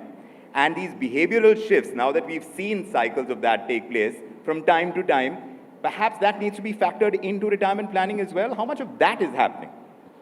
Yeah, that happened. See, like you were sitting at home for 8 months. Your expenses went down to 0. You had no conveyance to pay. You were getting paid salary. Today, a lot of times I do this exercise when new people join us, that what has been the happiest moment of your life? 50% of the people say my happiest moment of the life was when COVID happened. Because we could sit at home. I had never met my family. My father used to work 14 hours a day. I started playing cricket with my father. We started doing this. Is that as close to retirement that they actually got? Yes, it was. They got a taste of what was on the other side. No, point is that, look, point is, yes, there was a lot of money saved, and then people went on this splurge that I will buy this, I live for today, because there was also another 50% who did suffer during that. They didn't have the money, they realized that, look, I need to save money. So it has worked both ways. I think it has made people very aware of second income. People today are coming to us and saying second income. Annuity sales have gone up because of that. Today, people are wanting to buy annuities. Right. We don't want to sell annuities because there's very little commission, but yet we sell a huge amount of annuities because people are coming and demanding that from us because they realize that I want some amount of guaranteed money coming to me, whether I have a job or I don't have a job or whatever happens. Mr. Agarwal, is that, as a CA, would you say that's a good approach to have? To have this kind of need for annuities? Because safeguarding our future is about the near future as well. So you asked me to, Where have the a CA is take at. as a CA. Yes. So let me start with risk management. What is risk management? See, what is the crux of risk management is variability, or so you want some certainty and you are ready to pay a price for it, and that's important for life. So what you want is some certainty in your lifestyle, in your happiness or whatever, and you feel, I will forego maybe a little comfort, but I'll stick to that, risk, management, by buying something. So I feel one layer of this, if you ask me as a CA, is worth considering, and then build up your wealth above that. But when you're talking about the future, you are talking about uncertainties. How do you plan when future is all about uncertainties? How much do you factor in? So let's go deeper into it. What is uncertainty and what is certainty in the respect we are talking about? When you convert some part to a guaranteed annuity, what is secure, what is not uncertain is what you are getting. What you are uncertain is, what is the inflation? Is it adequate? What is your longevity? Maybe you will require something more. But then, we know basic needs, comfort, luxury. So, and that's what is the whole thing about risk management. Correct. So you are securing one part of it and then look into it. What is the fund flow? What do you want? What you can do more out of it, and then plan for it. Mr. Sharda, when you talk about this entire approach to savings that India has had, and now that we are seeing a shift in many different ways, when you're talking about retirement planning, vis-a-vis this kind of savings-driven approach, how much of that is actually reflected in the way clients are coming to you and discussing what they need to do? How much of it, and the kind of advice that you give? Because sometimes a client has a lot of money is sitting in the savings account and they're just sitting on that cash and they don't know perhaps how to deploy that money. There is the insurance factor that one has to consider in a huge way. But what is the discourse from the banking side of it? So the way we see it is that we see from the clients and in general, and that's what survey is also pointing out towards, is that we see increased amount of awareness about need to save for future, higher disposable incomes, higher saving potential, etc. Some of the basic needs taken care of, income levels have risen, and all of that stuff. But what we see lacking is a question: how much money would you need in future? What would the interest rate in future, etc. Those are the questions which come about. And we see that when we advise the clients, we see it at 3 or 4 levels. I mean, the one is this need to protect against, discontinuities, which is, and some events which can take away your incomes, etc., Yes. which can make you indisposed, and then you stop earning your income, which is health insurance, health events, or life events, etc., which can, kind of put you out of your job and stuff like that, so that your family is protected. So buying protection at that level is very, very important.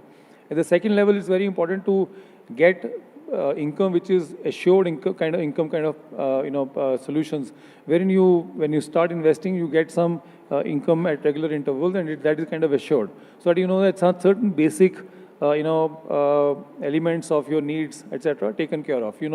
I need so much money for survival, and I'll buy a product which will give me this income at regular intervals. So there are some products which you sell and saying you build up lump sum up to a certain amount, and then you either buy an annuity with that amount, the superannuation plan, or you actually wind down through regular payouts over a long period of time. For instance, when I was young, I bought a plan which said that you pay some premium for some policy for 10 years, and for the next 10 years, you will get double the amount that you paid back. So I bought it for my family and for my daughter, and say when she passes out from college, etc., she will get at least this much regular income. Correct. So these are second layer. The third layer is where you want to participate in slightly more riskier, instruments, etc., wherein that you can actually, with discipline, you save with discipline. There are some tax benefits you get as you put money into those instruments. So you will save, and those are the unit-linked plans, etc., that come in. Then finally are the final frontier of some other asset classes, where you want to invest in equity, mutual funds, etc., and say, which will give you higher returns with slightly higher degree of risk. So when you look at the balanced portfolio across all of these 4, products, it kind of prepares you well for a future where that your events will be protected. You will be protected against certain events. You will get certain income in case you continue to save for that period of time, and you will also not missing out the opportunities that are there in the market today. So, yes, certainly. And I'll just give you an example. See, Sure. you also have to understand, what we are doing is not for today. We are doing it for 10 years, 15, 20, 25 years ahead. So today, what looks foolish may look as a superb decision you took. Like a house you bought 20 years back. Today people say, wow, look at that guy, he bought that farm, he bought that house. I'll share a story. This was my first complaint when I was, very young, maybe in late 90s. I had just started selling insurance. I went to Bombay, my first visit, met this Parsi lady. She said, I've got this corpus of 1 crore, what do I do? Right. Okay, so I told her that I just buy this annuity from LIC. And, her son then complained that you have missold to my mom, you have got her money stuck. And, that annuity guarantees her a 14% return. Mm-hmm. Now, today, she was, I think, 70 something that time, and she invited me last year to 103 and going strong. Right. So LIC is still paying 14% per annum on a debt product to her. That time, her son thought that I had missold to her. But today, it's a wonderful product, 14% guaranteed from India. My own example, I started buying, LIC had a product called Jeevan Suraksha. Right. Where you had guaranteed growth at 12 and guaranteed annuity at 12% guaranteed. Yes. So I bought that product because, I like to buy whatever I recommend. So I bought that product. Especially when it comes with guarantees. Yeah, and I made a mistake. You know, I bought only 37,000 rupees per annum. Right. But it was a 30-year plan. And it's going to, you know, it is going to mature in about maybe 3-4 years. Yes. And I will get 1 lakh rupees per month guaranteed for paying 37,000 rupees per annum. Right. Okay? For rest of, yes, today, can we get that product? No. But when I bought it, did people call me a fool? Yes. Does LIC call me every year, sir, please surrender the product? They do. I say, I'm not going to surrender it.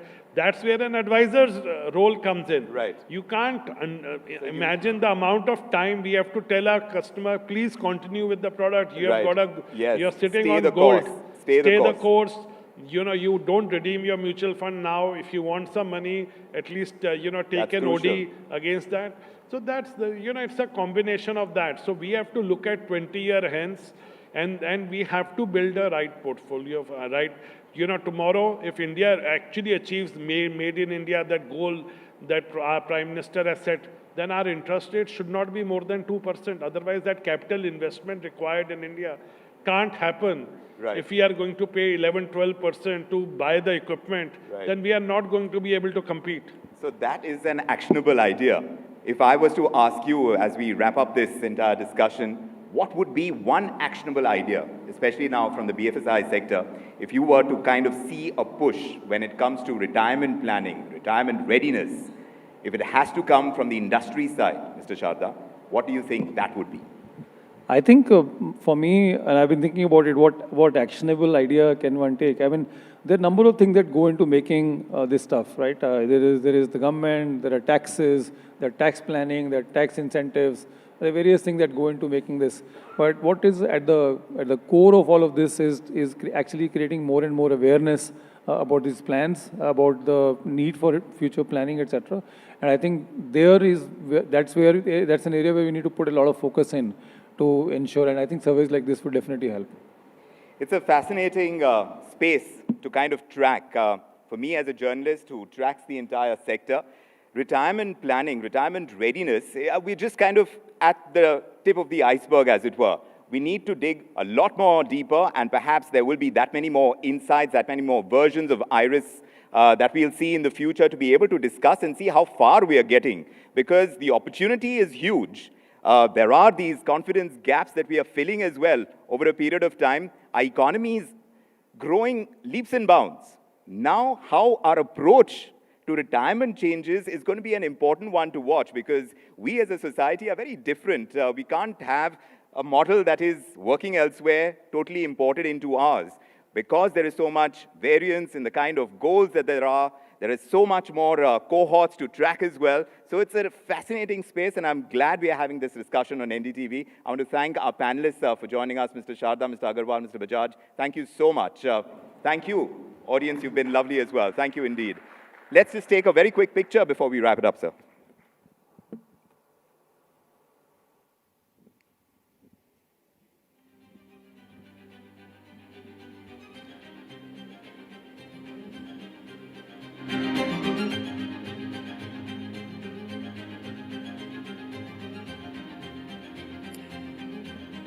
A round of applause, gentlemen, but don't go just yet, because to express our appreciation for your participation in the summit, I'd like to invite on stage Mr. Sumit Madan to felicitate Mr. Munish Sharda, Executive Director, Axis Bank.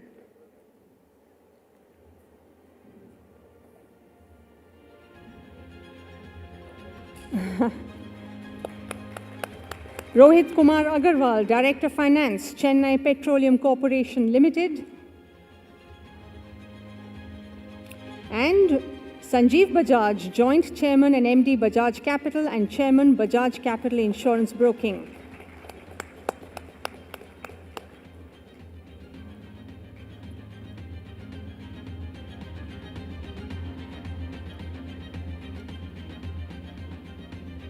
Thank you, gentlemen. A round of applause, please, for our panelists.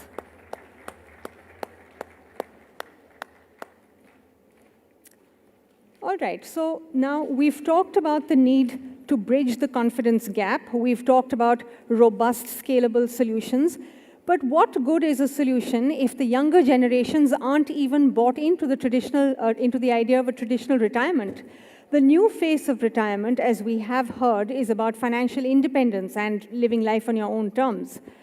To explore the genuine, unscripted truth behind this modern pursuit of freedom, we move now to a very special conversation with someone who is amongst India's best-known voices in personal finance, known for translating complex concepts into practical action for millions of young investors.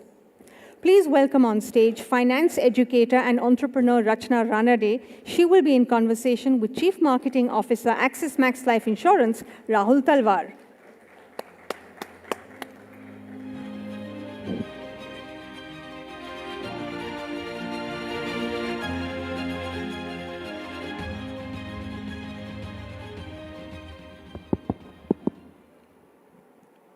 Well, good evening again. We have started this conversation. We have heard many speakers come in and talk about from the ecosystem. We've heard about the fact that bharosa needs to be decoded, but guess what? It needs to be decoded in the language that the audience would receive best. And we are honored to have and to host Rachna Ranade on this platform, one of India's prominent financial influencer, educator, and a chartered accountant, and hence even technically qualified. Well, friends, this is going to be an unscripted session which comes straight from Rachna. And guess what? We may have consumed her content on the various social media platforms, but it's all going to be about #RetirementReady. So welcome, Rachna, and thank you for being here. Thank you for having me. So the way the session is going to get planned, that we're going to have a few questions being thrown at Rachna to begin with. They may sound a bit retirement forward, obviously, because we're on a retirement platform at India Retirement Insights Summit. But we're going to also have some fire questions being thrown at her, one-word answers at the back end of this conversation. So watch the space. So Rachna, the first one. Okay. If retirement is a journey, not a destination, what are the 3 simplest steps that we must take to start this journey with commitment and not complexity? 3 steps, if I were to quickly tell you. I always put this as 3 C's. First thing, you should have clarity. Clarity on how much money you need for retirement. I have heard the previous speakers say that whether 1 crore is really enough or not. But you know, I've been sitting there for last like 30, 45 minutes and everyone is pretty silent, and you know, the energy has to be more in this room. Am I right? Yes? तो शायरी से start करूँ थोड़ा? Retirement planning related है, प्यार मोहब्बत वाला नहीं है. Okay. अर्ज किया है बोलते हैं ना शायद? हाँ. अर्ज किया है on behalf of the audience. हाँ. So this is for how much money is required for retirement planning. People are not sure. So how do they plan for it? कि सुबह सुबह उठना पड़ता है जिंदगी कमाने के लिए साहेब. आराम कमाने निकलता हूँ आराम छोड़कर. बीच में वावा भी बोल सकते हैं आप. हाँ. सुबह सुबह उठना पड़ता है जिंदगी कमाने के लिए साहेब, आराम कमाने निकलता हूँ आराम छोड़कर. दौलत की भूख ऐसी लगी कमाने निकल गए, और दौलत मिली तो हाथ से रिश्ते निकल गए.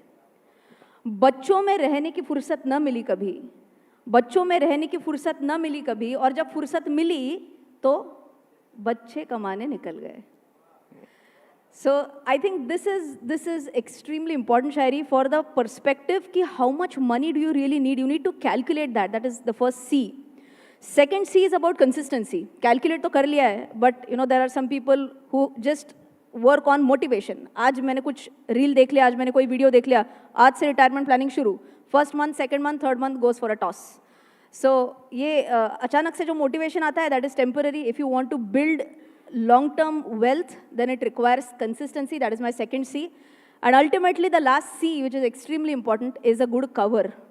And that cover is a life insurance cover, because whenever you plan for your retirement, you are keeping aside some money every single month so that you can fund for your retirement. But unfortunately, if something happens to the bread earner, then you know the entire planning can go for a toss. And that's the reason why coverage is also extremely important.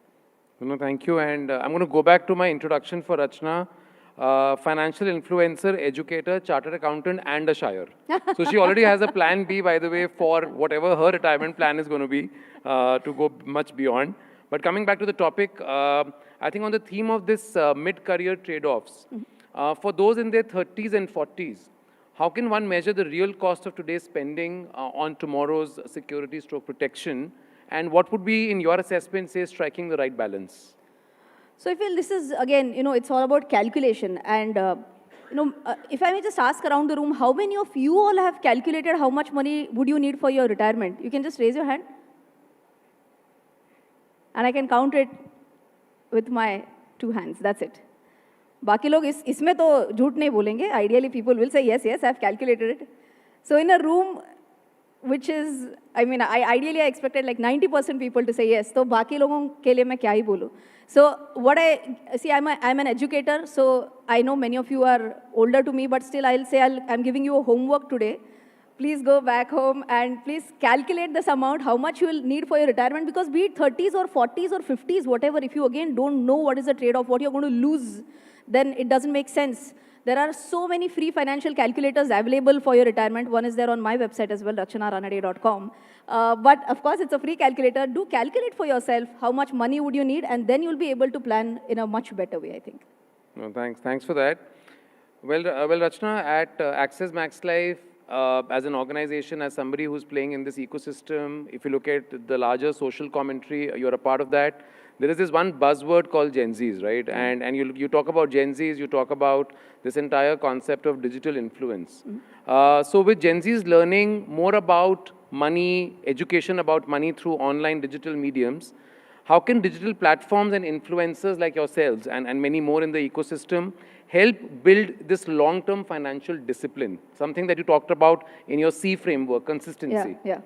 Like Mr. Bajaj said right now, there's a method how you save for your retirement. Earnings minus spending is equal to saving is one way people do it.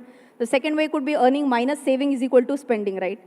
When I asked this question to the Gen Zs, that how do you save for yourself? And this was a session, by the way, I took for all the teenagers, okay? It was a room of almost 500 teenagers in front of me. And I asked them that, how much do you spend on an average? They're like, we spend on an average 4,000, 5,000 rupees per month. This is in Pune, not even in Delhi, okay? So I said, "Karte kya ho itne paise ka? Where do you spend that?" And teenagers were like, we do, e-commerce, shopping online, ordering food online, using Ola, Uber, whatever. तो मैंने कहा अगर खर्चे कम कर दिए तो आपको pocket money कम मिल गया तो how will you budget for your expenses?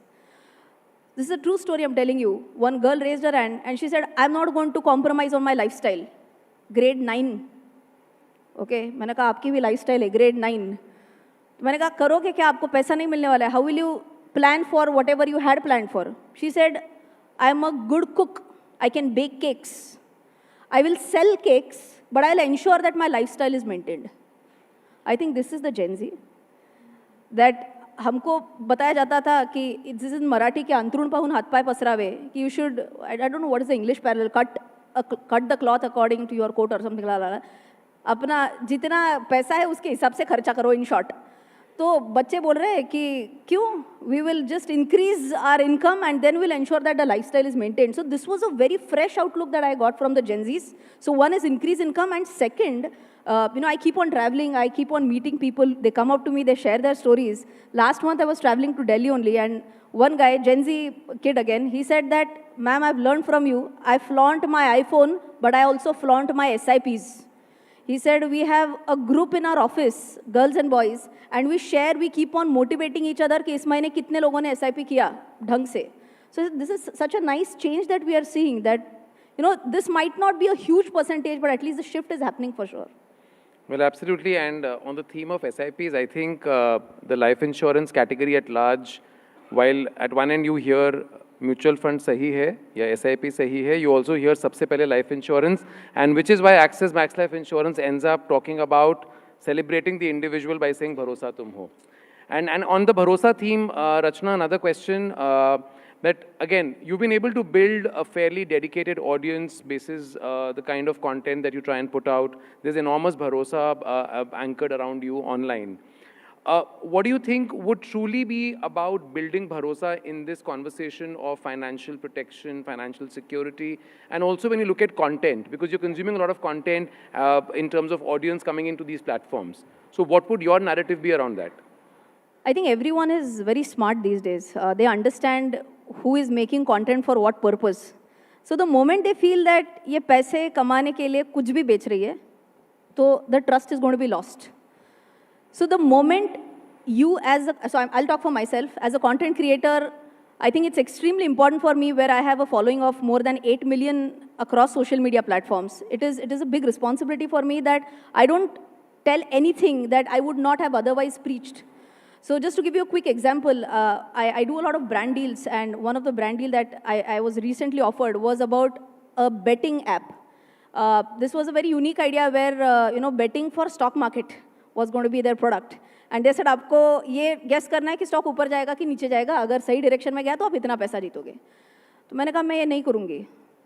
So they said, money whatever you want to, but we want you to do the product integration. I said नहीं करूँगी. So I think that is where there is a compromise for a larger picture. पैसे तो मैं बहुत कमा लेती थी 1 second में, but I think the trust that I was able to build over the last 6-7 years online, I think that would have vanished in 6-7 seconds. So for any content creator or any organization, I think building trust is a process. You just have to ensure that whatever we are doing as individuals or as organizations, we are not mis-selling. रात को जब नींद आएगी तो you should be able to say this with confidence कि मैंने कुछ गलत काम नहीं किया है, मैं शांति से सो सकती हूँ. So if that we are able to achieve, then I think this trust can just keep on building over the next few years. No, absolutely. I think another theme, Rachna, that we heard Sumit talk about in his conversations earlier was this entire thematic around the role of women in financial planning, in a future retirement conversation as well. And again, at Access Max Life, we've been able to embrace this conversation about homemakers in a larger way. Because again, yes, working women is a very important cohort, but equally there is this entire importance of homemakers. So in your assessment, when you look at this entire thematic of empowering homemakers within this conversation of retirement planning, what would your perspective or message be for them? For homemakers, I mean, the truth is that unfortunately they are not earning money, right? So if you want to be sure that you are planning for your own retirement, vitamin M is extremely important. You can't plan without that. So money can come from 2 sources. Like my mom used to do, I remember. My mom was also a homemaker. So let's say she used to budget for the home expenses, and let's say तब कुछ 5,000 रुपए महीना में letter से हो जाता था. She used to tell my dad, बहुत महंगाई बढ़ गई, अभी 6,000 लग रहा है. And she used to take that extra 1,000 from my dad. Now she's from an arts background, doesn't have a lot of knowledge around financial market, capital market, whatever. But तब वो 1,000 रुपए साइड में रख के उससे सोना खरीदते थे. And now she used to say, ये मेरा पैसा है, मैंने घर का जितना मुझे खर्चे के लिए दिया उसमें से बाजू में रख के मैंने ये रिटायरमेंट के लिए मेरे रिटायरमेंट के लिए प्लान किया है. So I think that could be possibility number 1, you save from whatever you get from the bread earner, possibility 1. Possibility number 2, I encourage a lot of homemakers कि भले ही आप एक 10 to 6 जॉब नहीं कर रहे हो, I am sure, and I say this with confidence after talking to a lot of homemaker friends of mine, कि कुछ भी हो जाए 1 या 2 घंटे तो फ्री में मिल जाते हैं घर पे, 100% मिलते हैं. कि आप चलो ठीक है पूरा सब घर का काम वाम करके when kids go for school, colleges, husband is going out for office, maybe somewhere that 1 or 2 hours in the afternoon they get. Possibility is that they become a part of the gig economy. Let's say they are good at some languages, they take an online class and they earn some money and they use that money for their retirement. They are good cooks, let us say, they sell something, they make something and they earn from that. So there could be multiple ways through which they could generate that income. That may be small, but I think the important thing is to start. If they start it, that's how they'll develop that confidence and that's how they'll be able to, plan for their own retirement. Absolutely, and from the conversation of gig economy, we're going to now go back to a rapid fire with Rachna, okay? So friends, watch out for the simple brief for Rachna is fewer words or 1 word. Okay, so that's the test for Rachna, the content creator, the shire, by the way. So Rachna, here goes the first one. Complete the sentence. A secure retirement begins with bharosa in? Secure retirement begins with a bharosa in sip and not a tip. Fair? Fair enough. A financial myth you wish people would stop believing in? Oh, F&O is a shortcut to gain wealth in like no time. Can I share a story in between? Sure. Yes, for F&O because it's something which is very close to my heart. Again, I keep on traveling. बीच में airport पे थी मैं. I gave my bag for my security check. Bag हटवा लिया side में security officer ने. Even I was not sure कि ऐसे क्या suspicious मिल गया उनको bag में. I went up to the officer. I said, officer, is there any problem? He said, no. मैंने कहा सर बैग क्यों साइड में हटवा लिया? बोले कुछ नहीं, आपसे बात करनी थी इसके लिए साइड में हटवा दिया बैग. मैंने कहा ठीक है, क्या बोलना चाहते हैं आप? So he said, I started trading in F&O just before Russia-Ukraine crisis. Okay. He said, I had taken short position in futures just before Russia-Ukraine crisis. मैंने कहा आपका चेहरा उतरा हुआ है लेकिन आपने पोजीशन तो बराबर लिया था, बिकॉज अगर आपको याद है तो मार्केट उसके बाद ऑलमोस्ट 18% गिर गया था. मैंने कहा आपके चेहरे के एक्सप्रेशंस एंड आउटकम मैच नहीं हो रहा है सर. मैंने कहा सर कितना पैसा बनाया? He said 10 lakhs. मैंने कहा फिर भी एक्सप्रेशन मैच क्यों नहीं हो रहा है? He said फिर कॉन्फिडेंस आ गया मुझे. उसके बाद he said I lost 40 to 50 lakhs over next 5 to 6 months. So unfortunately, F&O is something where SEBI has released so many reports saying that 90% of the people lose money, and I don't know where people get this confidence कि वो 10% जो है ना वो हम है, and हम उसमें उखाड़ लेंगे कुछ. So please, I think that is a myth that I would want to bust. Please, F&O is not a get-rich-quick scheme. Okay, back to the rapid fire. What's your personal bharosa mantra when markets get volatile? When markets get volatile, any one of you, if you are a Game of Thrones fan, yes, chaos is a ladder.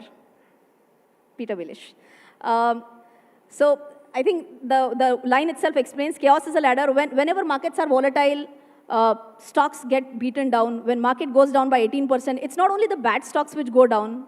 Good stocks will also go down along with the bad stocks. That's a chaos. And that is your ladder to climb up your portfolio value. That's where you find out good stocks having good quarterly results. You pick and choose, invest in them at lower levels. ये मैंने कहीं पे सुना था कि अच्छा भाव और अच्छा भाव एक साथ कभी भी नहीं मिलता है. अच्छा भाव is price and अच्छा भाव is sentiment. तो either भाव price अच्छा मिलेगा या sentiment अच्छा मिलेगा. तो you'll have to pick and choose and invest wisely. What gives you bharosa that today's youth will retire richer? नहीं आता है भरोसा. Only the smarter, a lot of them will retire richer is what I feel. Okay, the last two ones. Okay. What's the one thing you'll tell people to start doing today to build bharosa in their financial future? I think one thing that people should do starting today is track every rupee that is spent. Because your accountability is your first step towards abundance. ऐसे भी बोलते हैं ना that even a small hole in a ship can sink the entire ship. तो बहुत लोग ऐसे से अभी तो पैसा इतना तो कहाँ पे खर्चा हो गया क्या पता. So I think accountability is extremely important. That is the first thing that any person can start doing from today. And the last one, in first person, bharosa for me means? Bharosa for me means bharosa in my studies, bharosa in the process of the entire investment journey. अगर आपने discipline के साथ, शिद्दत के साथ अगर आपने investments किया है तो द हैप्पी एंडिंग्स ही होनी चाहिए. एंड अगर हैप्पी एंडिंग्स नहीं है तो पिक्चर अभी बाकी है मेरे दोस्त. Okay, on that note, thank you Rachna, thank you for being a part of this platform, and I hope the audience enjoyed it. Thank you so much for the patient listening. Thank you.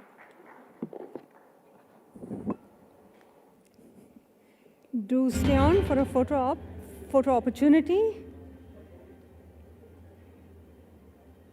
And we would also like to express our appreciation for your participation in the summit. And लगता है आपको जाते जाते मुझे भी रोकना पड़ेगा एक दो सवाल पूछने के लिए. F&O का लफड़ा नहीं है, पर और बहुत सारे सवाल हैं मेरे. Thank you so much for joining us, Rachna Rana Day.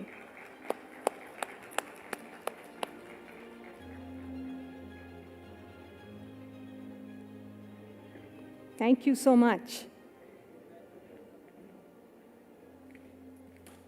Okay, so Rachna Ranade talked about clarity, consistency, coverage, the 3 C's. But that clarity, how does it convert to consistency and coverage? That really is the challenge. How do we translate high awareness into high committed action across groups and cohorts? And that leads us perfectly into our second panel discussion for today.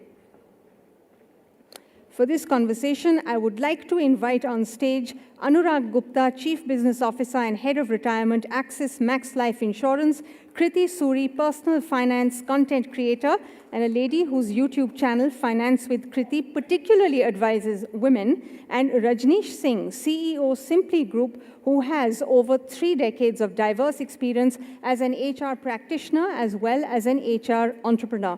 And to moderate this discussion, please put your hands together for NDTV's Suchetna Ray.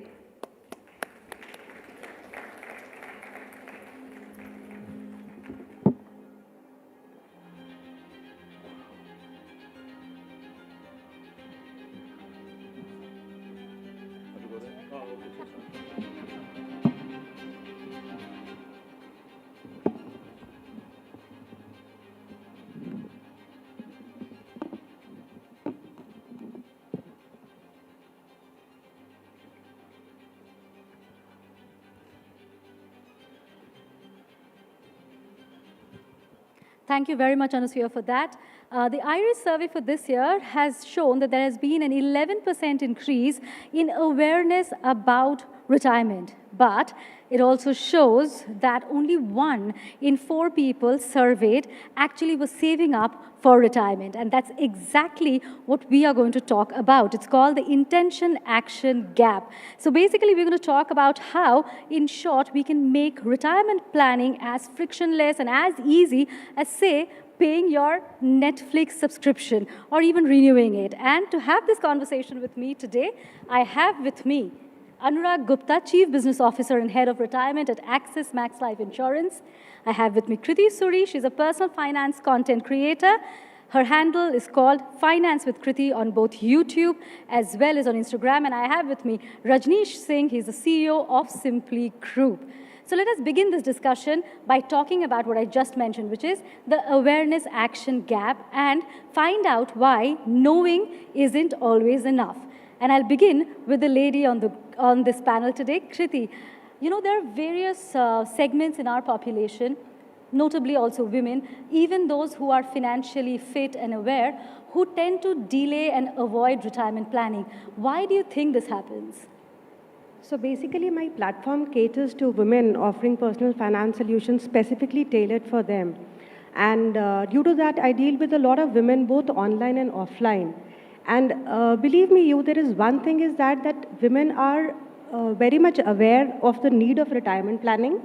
But, you know, it comes down to the next question, that how much are you putting aside every month to fund your retirement goal, that's when the silence kicks in. So let's all be honest, and we Indians, we love to plan for our kids' future, but when it comes to our own future, we tend to think that we are never going to retire. Yeah, apne aap ho jayega, or probably we think it's a distant dream, so it's not relatable.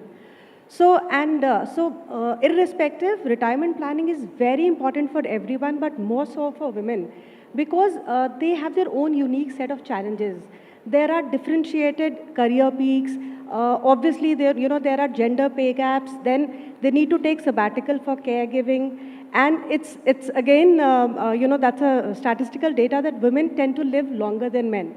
So retirement planning is much more important for women, because otherwise they have the risk of outliving their savings and becoming financially dependent in their old age. Right. So my request to women, or piece of advice for women, will be to start saving as early as possible whenever they start their job, whenever they start their earnings. So keep aside a certain sum of money irrespective of the amount. So even if there are certain interruptions in between their life journey, they'll be able to create a sizable corpus for them. And there are a lot of apps available, digital apps available, which can make the process easy for them, the onboarding process, and also equally rewarding. Right. So that's my piece of advice to women. What I heard there is that women live longer, so all the men here listen to the women, because we will outlive you. I'll come to you, Anurag. What are your industry insights on, can product design, communication actually make the process of saving up for retirement, buying retirement products easier and more actionable? Absolutely. In fact, if you look at the outcome, a lot of people currently talking about awareness. In fact, in the entire IRIS, we are seeing that the awareness level are going up. You're right. But what is not changing is that awareness is not converting itself into an action. Yes. And if you look at the result, it's very stark that 7 out of 10 people believe that 1 crore is a good enough amount for retirement. Yeah. You know, a lot of people don't understand the idea of inflation. Today, what is good as 1 crore? 20 years down the line, that amount will be only 45 lakhs, you know, with a 4% inflation. Right. The second thing which is not very clear to people is when to start. A lot of people believe that they should have started earlier, right? In the survey also, it's very clear that most of the people who've crossed the age of 50 years, they thought they should have started earlier. Today, while companies are doing a lot of effort in communicating to people, but not many people are talking about when to plan for retirement. So for instance, just, you know, if you go to a chat GPT today, where everybody goes for finding answers which are not readily available, and if you find out, you know, at an age of 25, somebody starts saving just 1,000 rupees, you know, and he saves it till 60 years of age, with just 10% increment every year, you know, that amount will become 1.2 crores by the time he turns 60 years, right? Just 1,000 rupees a month, right? Which is roughly about 33 rupees a day. Yes. Which is like chai and maska every day, right? Yes. But if you do the same amount, same investment, if you want the same outcome at the age of 40, you would actually need 10x. That means you need to save 10,000 rupees. And the same outcome if you want at the age of 50, you need to actually make it 50x. You know, so I think what is important is that the way today, with your first salary, you want to buy a sari for your mom or kurta for your papa, you know, I think that's the time you should start thinking about retirement. Make some money parked in your retirement corpus, you know, every month. Right. And last but not the least, I think it is important is whom to trust for retirement. Today, 2/3 of people have started planning for retirement. You know, but when you look at recommendation, 85% of them, they go for recommendation. But only 40% actually take some structured approach towards retirement planning. Yeah. Rest of them depend on friends, family. Koi bolta hai, you know, property le lo, rent pe de dena, you know, you will have a retirement planning. Some people say, put some money in gold, you'll have enough money, you know, when you retire. Some people say, do mutual fund. Some people say, take a retirement plan from an insurance company. But there are very few people who go to actually qualified insurance advisors or go to brokers or go to, you know, bank branches to understand how much retirement planning and how to do a retirement planning at that age. Right. So I think it is important that, you know, companies pay a lot of attention in training their employees, their advisor, and at the same time, customers should have the confidence that if they go to a trusted advisor, they'll get the right advice. And also perhaps speak to these customers in a language they understand. Because if you look at India's education system, somehow personal finance is not part of the curriculum. So therefore, I think by the time we've got out of school and college, there's already a fear of money, a fear of listening to a banker, and a fear of all these products that get advertised very often on television. Absolutely. In fact, communication plays a very, very vital role. Yes. Today, I think for a very long time, we've been using only you know, regular TV channels for advertising around retirement. But I think now we've started taking help of Insta Reels. We realize if you want to reach out to Gen Zs, then you have to understand where do they get inspiration from? Where do they look for information? And I think Insta Reels around retirement planning, they're a big hit. Of course. We realize a lot of people get inspired looking at those reels that by saving small amount of money, they will have a huge corpus when they retire. We'll get to the reels, etc., with Kriti in a bit, but before that, I'll come to Rajneesh. Rajneesh, I have 2 questions for you. Do not take more than a minute to answer them. One is that we spoke about Gen Z. You know, there is a lot of wisdom, a lot of knowledge that getting shared here, but is Gen Z listening? That's one. Second is, in today's India, how are employers viewing retirement planning? Is it a burden for them, or do they think that it has to be done for their employees? Thank you so much. Pretty interesting question, and I know, you know, Gen Z has become a favorite kind of bashing generation, if I may call them. Honestly, poor fellows, I have all my regard for them. I love them, a lot of respect for them. They're champions of the future, if I may call them. But, of late, as a HR kind of a consultant advisor to a lot of firms, one is also studying this whole multi-generation at the workplace right now. So it's not a very straight, simple answer to say that whether retirement is a benefit or a burden. I think each generation, from a baby boomer, a person like me, to a Gen X, to a millennial, to a Gen Z, I think all four are going through a very different set of dynamics right now, right? I would say baby boomers are almost past the tape. I mean, we've lived, done it, probably saved enough for our children.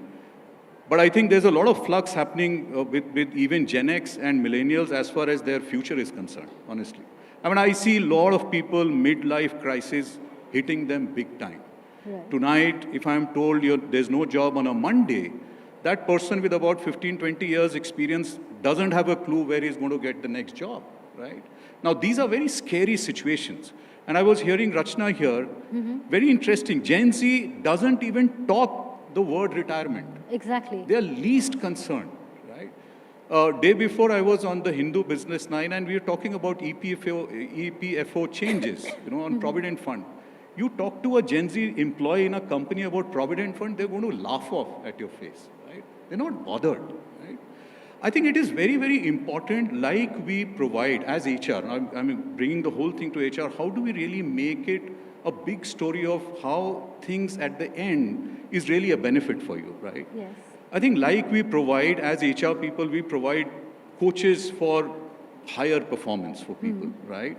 For leadership people, for example. I could be providing mentors for mid-level managers that you should be focusing on X, Y, Z skill sets. I could be, today again, this whole discussion around mental health, loneliness. So we're talking counselors, on call, helplines. If you really ask me, the third big segment, if you're facing this whole situation in front of us, is a helpline for financial planning, right? That would be a huge step for HR people to bring in as a best practice. Of course. It is subsidized, it is paid by the company, here's a number, you reach out to the person, he's going to give you XYZ tips.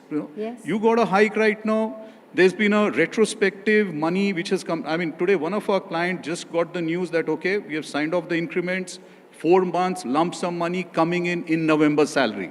Now, is this the time to just announce the increment, or side by side, tell the employees that, okay, you're getting X money, here these 2 people available to you on a call, on our cost, right? I think if we really think it smartly for organizations to still talk future is very important, but you've got to build a very smart support system around that. Right. Rajneesh, I know Anurag is itching to tell your client that when that money is going out, ask them to straight come to Axis Bank and use the retirement calculator. It's a great calculator they have. Before I go to you, I'll come to Kriti. We know you make great content. You know how to get people to listen to you. But on who do you think does the onus of helping certain categories of our population lie? For example, gig workers. How do you make them take ownership of their financial future? Who does the onus lie on? So honestly speaking, I think I being on this panel and I belong to the creator community, I think the onus lies on us. Because we somehow need to make finance conversations very, very simple and in a way that they are easy for a common man to comprehend. Right. Because the thing is that a lot of people, they shy away or they feel that finance is complex, so they push it away. Yeah. So being in this community, I feel if we make the finance simple, more human, more and more people, and we make investing as simple as ordering food through online platforms like Swiggy and Zomato, there is no reason that the huge gap between the awareness and the action rate can't be mitigated. Right. So for gig workers, because there is no formal structure, they don't have any, EPF that they have, or they don't have any pension, superannuation benefits. So the onus of creating a safety net is onto them. So the thing is that, but we as a community can at least tell them or make them aware that for creating this safety net, you don't need a sizable amount. You can start investing in SIPs with as low as 500 a month. And if you continue to put aside 500 a month, which is an amount that anybody can afford, you can create a sizable corpus of around 50 lakhs down the line in a span of around 25 to 30 years. So they need to understand that they are the employer for themselves and they need to pay themselves first before doing something else. Financial discipline is what you're talking about. Yes, absolutely. You were trying to make a point, Anurag. Please go ahead. No, I wanted to just add on the point of what role an employer can play, in terms of ensuring a comfortable retirement for employees.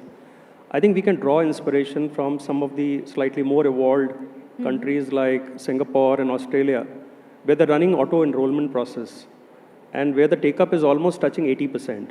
Right. And when we look at India, only about 12% people have formal retirement planning. Yes. So I think a lot we can learn from countries who've solved this problem. Of course, of course.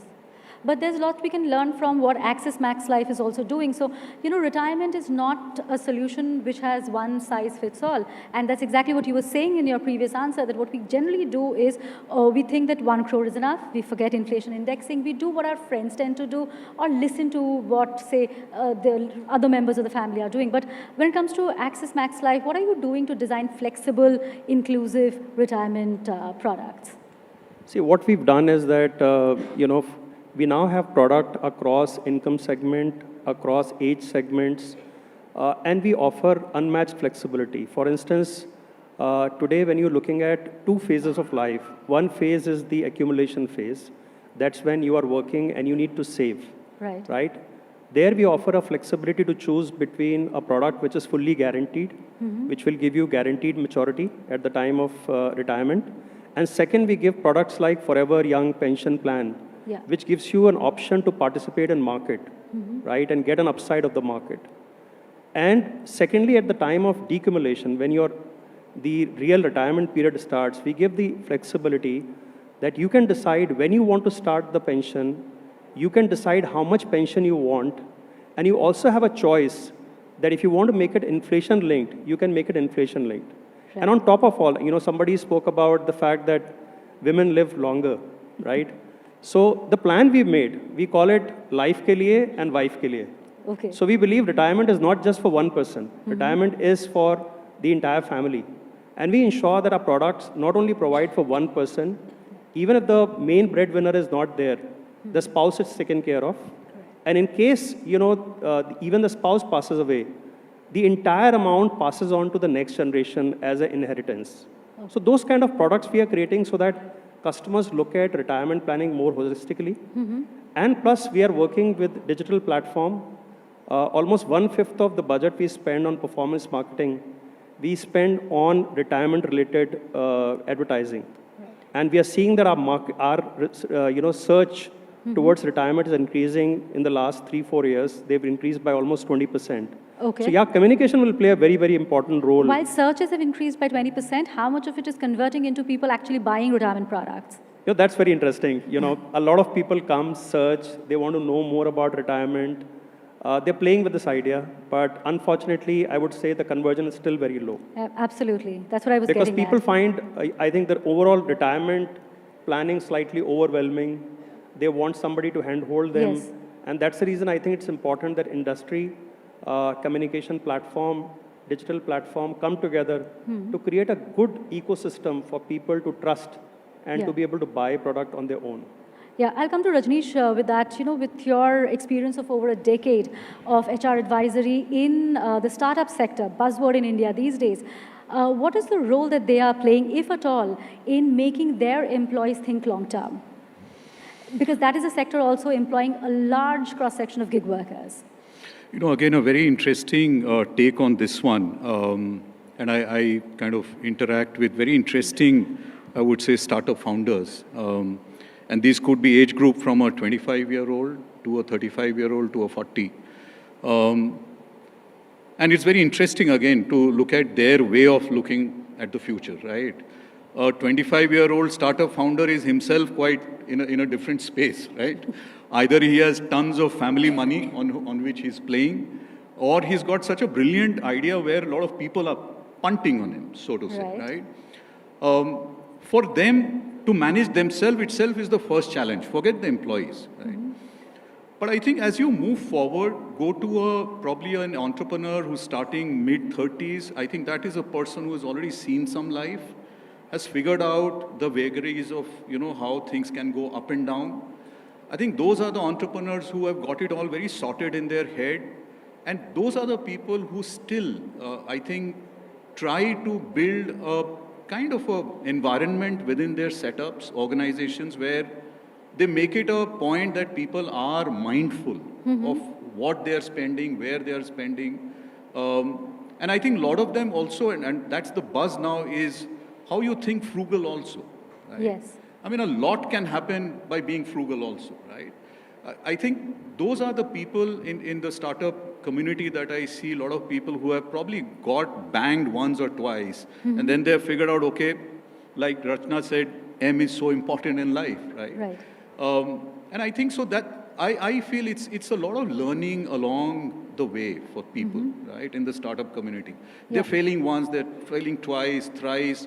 And I think people who are able to realize the value of either getting funded or blowing away the family money and waking up, I think those are the people who will stay the course. Right. I have completely exhausted the time on this, but before I take final observations from my panelists here, I'd like to do a show of hand. How many of you here know about the concept called FIRE? Please raise your hands. Of course, Rachna will raise her hand. She'll also immediately perhaps put out 3-4 content on us to tell us what it is about. I can count it in one hand. This can't be the case. All of you are experts here from the domain of personal finance. Well, the very few hands went up. Now, the question is to you, Kriti, again. There are these concepts which are very popular on social media. How much do you think they're actually converting into real-life action?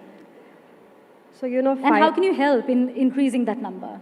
So FIRE is the buzzword these days. Yeah. A lot of millennials, Gen Z population, everybody, in fact, some of the people I meet, they want to retire by the age of 25 or 30. That's hardly when they start, working. So the thing is that when I meet my clients, I generally ask them that what's the kind of lifestyle that you look for yourself 20 or 30 years down the line.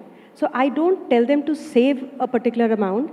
I ask them, and then they come up with a number. So basically, there's a thumb rule to calculate your FIRE number. Obviously, there can be subjective conditions, but the thumb rule is that whatever is your monthly expenses, you multiply that by 12 to get your annual expenses rate, and then multiply that number with 30. So that takes into account your inflation-adjusted FIRE number. That will give you a tentative idea. So for example, if your monthly expenses are 50K a month, so it makes it 6 lakhs annually, and multiplying by 30 gives you a FIRE number of 1.8 crore. Right. So once you have that FIRE number with you, there are a lot of online calculators which are available, which are called retirement calculators. So you do a reverse calculation, which gives you the amount to be saved per month. And a lot of online tools are available. Rachna ma'am said one is there on her website as well. So you can use those tools to track your retirement goal trajectory, that how close you are to your retirement goal. And once the things are automated, it is very, very easier for a person to reach up to the financial goals. I hope Gen Z watching this show today is listening. Final comments from you, Anurag. How do you make your young employees joining Axis Max Life give a part of their salary up in saving for retirement? How do you ensure that this is happening as a habit? See, I'll be honest, it's very difficult. While we do our bit in terms of educating them, we do a lot of seminar to explain them the importance of health insurance, importance of long-term planning. But the fact is, a lot of people live for here and now. The retirement planning 40 years from now or 35 years from now is boring, and that iPhone 17 Pro is more exciting. Yes. So from our end, I think we are doing our bit. We do a lot of seminar across corporates, not just for our company, but across PSUs, across large corporates in our company, to educate people the power of compounding, how to start saving early. But to be honest, I think as of now, the take-up is relatively low. Absolutely. It requires continuous reiteration. Yes, as Rajneesh and I were discussing, it's become difficult even for Rajneesh to impress upon his son the efficacy of saving early for retirement. Now, in your experience across sectors, where do you think, which sector do you think has actually made the maximum progress in creating habit of saving for retirement? Any specific sector that comes to your mind? Because startups clearly not that. Oh, that's an interesting one. I think I would go to the insurance people, the banking people, because they're in that business. I would definitely assume, honestly, I'll again assume that. I think the second sector, perhaps, where a lot of money came very suddenly was the IT sector. Right. Where the whole concept, say for example in Infosys, where ESOP concept came into action, and suddenly a very low driver of Mr. Murthy also landed up with a lot of money. True. Now, did Mr. Murthy just leave the money for the driver to decide how to spend? I'm sure he would have done a solid justice on ensuring that the person invests in the right places. My sense is these 2-3 sectors, I'm sure, are far, I would say, advanced, progressive in their way. And the places where, say, for example, I worked in Gillette for the longest time. A multinational's approach of financial planning is phenomenal. I mean, I was in a plant which shut down about 20 odd years back, part of Gillette, because of 9/11. We ensured there was a financial planner in the part of the VRS handling, and we ensured that people did not just blow away the VRS money. People invested, and 20 years down the line, honestly, I'm in touch with a lot of my Duracell employees.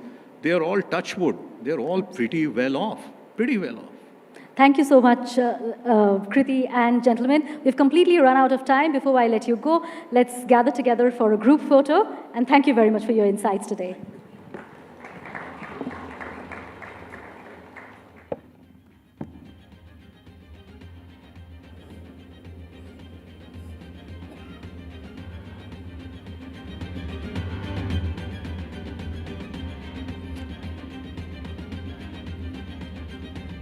A round of applause, ladies and gentlemen. And I'd now like to request, do stay with us, because I'd like to request Mr. Anurag Gupta to felicitate his co-panelists, presenting them with a token of our appreciation for their participation in what has been an extremely riveting conversation.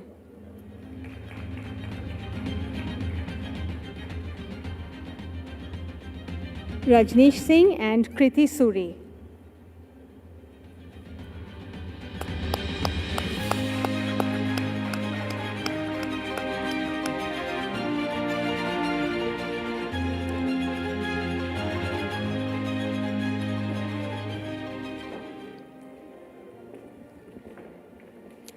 So that was a truly insightful panel tackling the critical leap from intent to habit and exploring the necessary evolution of corporate benefits for a retirement-ready India. And in fact, the beauty of these conversations has been that they are extremely relevant to each one of us sitting here this evening.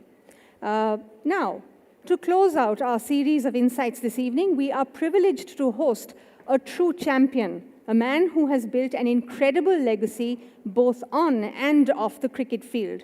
Our final conversation this evening will offer a unique glimpse into his personal playbook for life after the pitch. Please put your hands together to welcome on stage the legendary Mr. Kapil Dev. He will be in conversation with Rika Roy.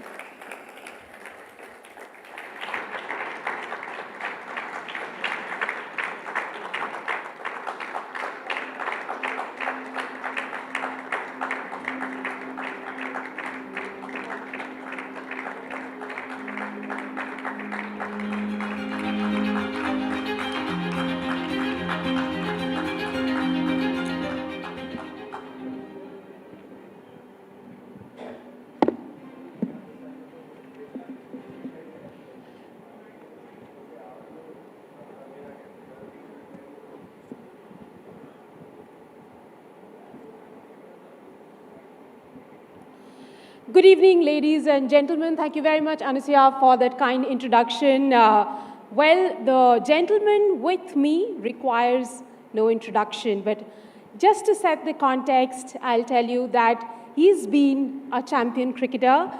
The person who really revolutionized the idea of cricket in India by winning that 1983 World Cup.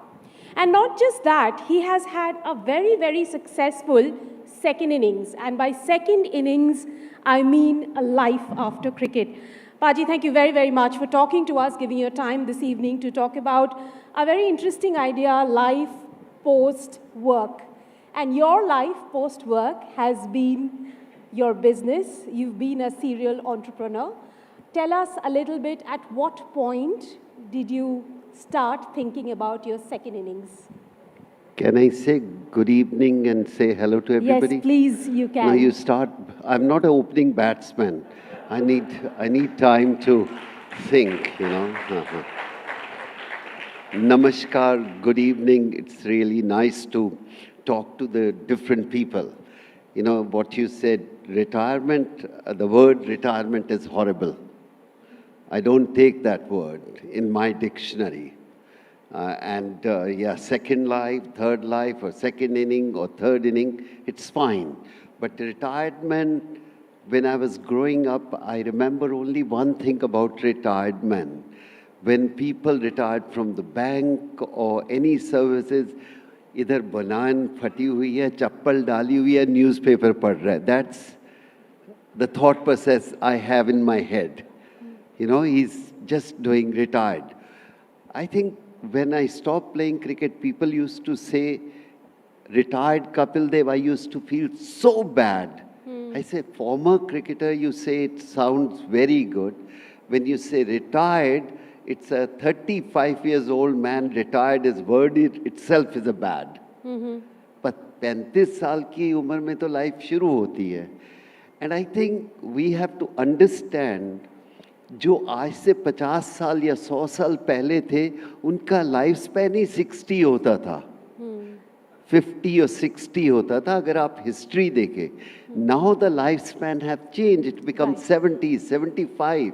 So the life become much bigger now.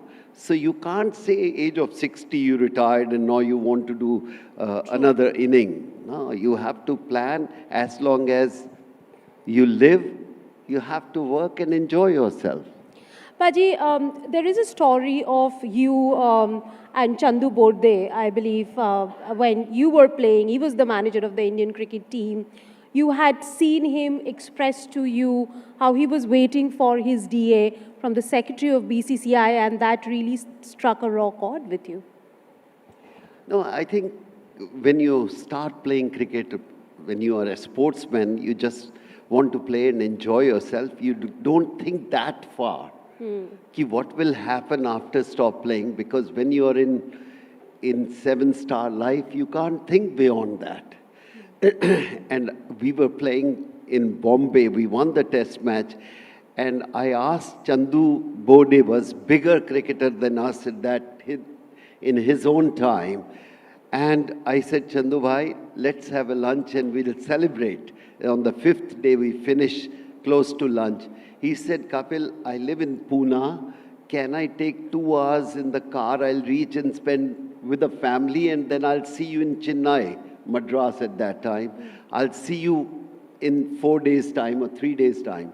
I said, Chandu bhai, you are the boss, you are manager, whatever you want to do that. And I talked to him around about before 12 o'clock when the game finished. And 3 o'clock, I seen him, he was there. And I said, Chandu bhai, you are not gone, you're still here. He said, nahi, wo secretary board ka na, wo so raha hai. If he get up, give me my TADA bill, then I will go to my family. And that one statement changed my life. I said, this is my future. After stop playing my cricket, I wait for TADA. I said, no, I have to do something more than only playing cricket. Today is different. Today is totally, you play IPL, you made a life for 7 generations. But at that time, I said, if this is my life, it will be bad. Because once you've seen 7-star life and suddenly they drop you to the ground, you become frustrated. then you hit the bottle or do wrong things, or you become a bitter person. And that's why so many IS officers, if you see that, once on their position, they are the best people. They are controlling the country. Once they're retired, they don't know what to do. True. So you have to plan your life. And I did only planning is next 3 years. I want to have a planning like that. Next 3 years. And that's what I did to my life. I'm not saying everybody have to plan their own way, but that's what I did. Paji, sports, of all the careers we can think about, probably sports and entertainment are the two most volatile careers. At what point should a youngster really start thinking about life beyond sports or life beyond, life beyond that time under the arc lights? You leave cricket, most of the sports still, by the way. You can't make a life out of that. Yes, cricket have today, they can own the other sports people also. Right. And other sports, I don't think so. They have still enough to make their life. You can talk about any sports. Yes, you play for the country, but keep planning how you can utilize yourself. If you don't utilize yourself, you will be in a difficult position. So I always say, no, you must do something else. A sporting life is only till 30, 35. Best of the best player, 37, 38, can't go beyond that. But what you will do after that? So while you're playing, keep your eyes and ears open. And that's the most important thing. How you can make your life. जो insurance कहते हैं ना, you start picking up thing कि यार मेरे को ऐसी life काटनी है. This is the way I want to live. So your planning is very important. हमारा last day in life we don't know. Nobody knows. And everybody goes out of this life is rich. He come poor, he made more money and gone. When you go, you leave lot of things behind. But I think your planning is very important to make sure you have a great life. But if you just want to say कि मैं cricketer बन गया, हाँ, life is beautiful, no, it's not going to help you. Somewhere it will hit you back. I have seen my previous cricketers who struggle, and so many cricketers we used to feel यार चलो इनके साथ बैठ के बात करते हैं. They didn't have money to offer you a cup of tea also because there was no money. But if you plan life, you can be much better. You can enjoy that also. You can enjoy today's life also. Paji, not everyone ends up becoming a Gavaskar, a Kapil Dev, a Virat Kohli, or MS Dhoni. Rejections are far more than successes that we have seen like yours.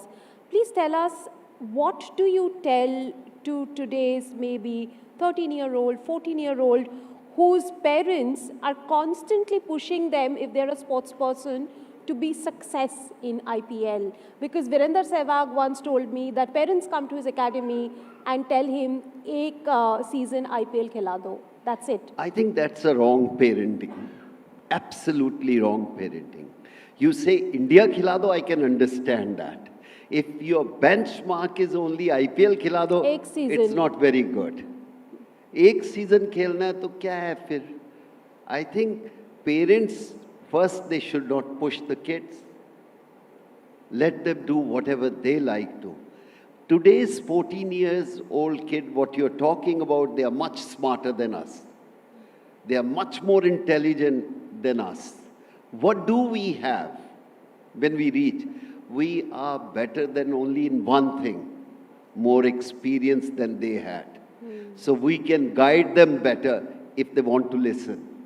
Sunil Gavaskar said to me once, which till today I follow that. He said, किसी cricketer को बताना नहीं जब तक वो पूछे नहीं. Value तब पड़ती है अगर उसको ज़रूरत है. और जाके तुम खड़े होके उनको guide करोगे, don't do it because they think they knows better than us. So I never goes to any cricketer. If anybody think we have ability, talent, and experience, they should come and we'll give our life. But not to go jabardasti there, stand aise nahi karo, aise karo. I never go.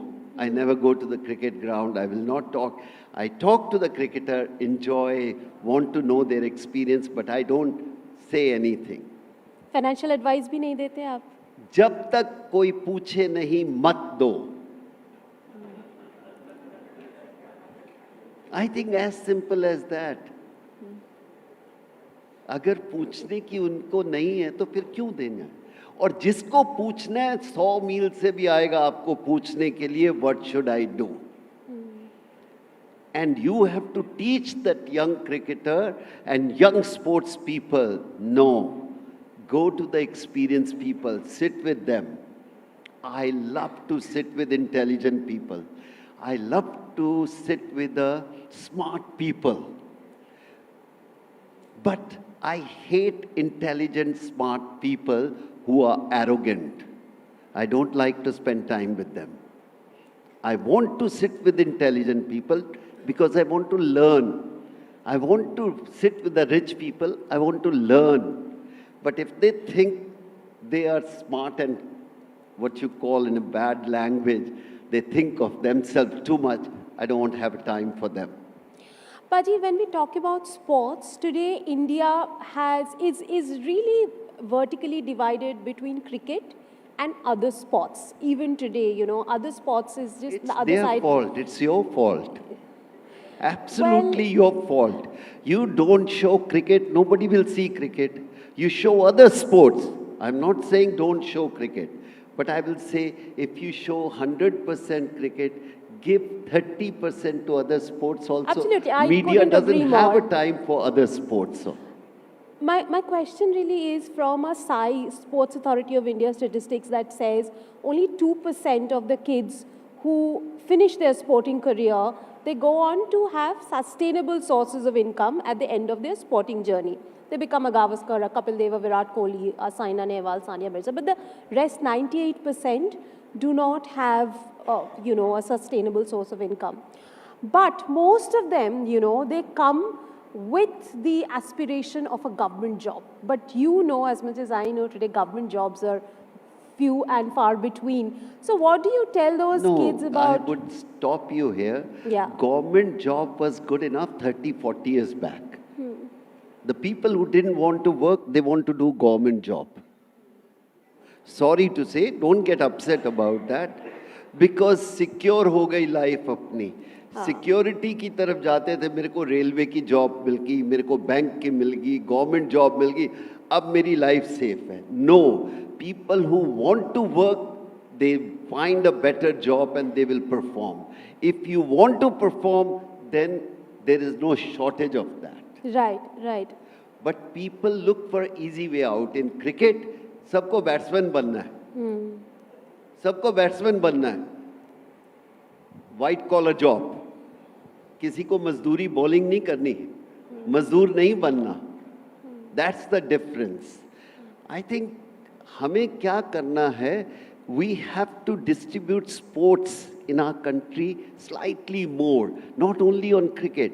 I love it, cricket. Cricket gave me a life, gave me everything. I'm sitting here today because of cricket.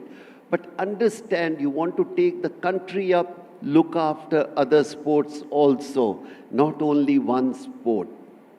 Kapil Bhaji, that's where my question really is, that there are so many kids today in the sporting ecosystem preparing for 2028 Olympic Games, 32, 36, so on and so forth.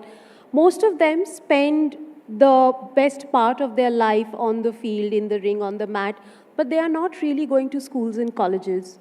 So what kind of suggestion, advice would you really give to these kids who are just preparing for high performance? And that's one thing they are told day in and day out, get up and you have to go for that. You have to prepare to win that Olympic medal. I think you've gone too far winning the Olympic medal. That's by the way. Our culture is not there. You say, today, India produce more doctor, engineer, scientist, or computer expert. Why? Because parents wanted. So I think it's a very, very important, either we change our mindset, the sports people have a life after stop playing cricket also. If you don't become a cricketer, still you have a life. No, it's not. It's very tough. Let's put a hand on a heart and say, can we ask our kids, go and play sports, and if you don't become, what happened? Nobody will say, I want to send my kid if there is a doubt there. But if you go to medical college, you become a doctor. If you go to engineering college, you become an engineer.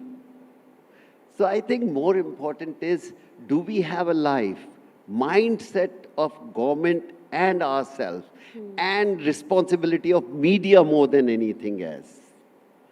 Have to work together to go and make a growth in sports. Then, maybe in 15, 20 years' time, things will change. Still, sports is by the way. And I say to all the kids, if somebody say to me, what you advise, I always say, don't neglect your education. Education will remain with you throughout your life. Sports can remain with you only 20, 30 years, 30, 35 years. But education will remain. And if you are educated, don't become a sports person also. Still you have a life.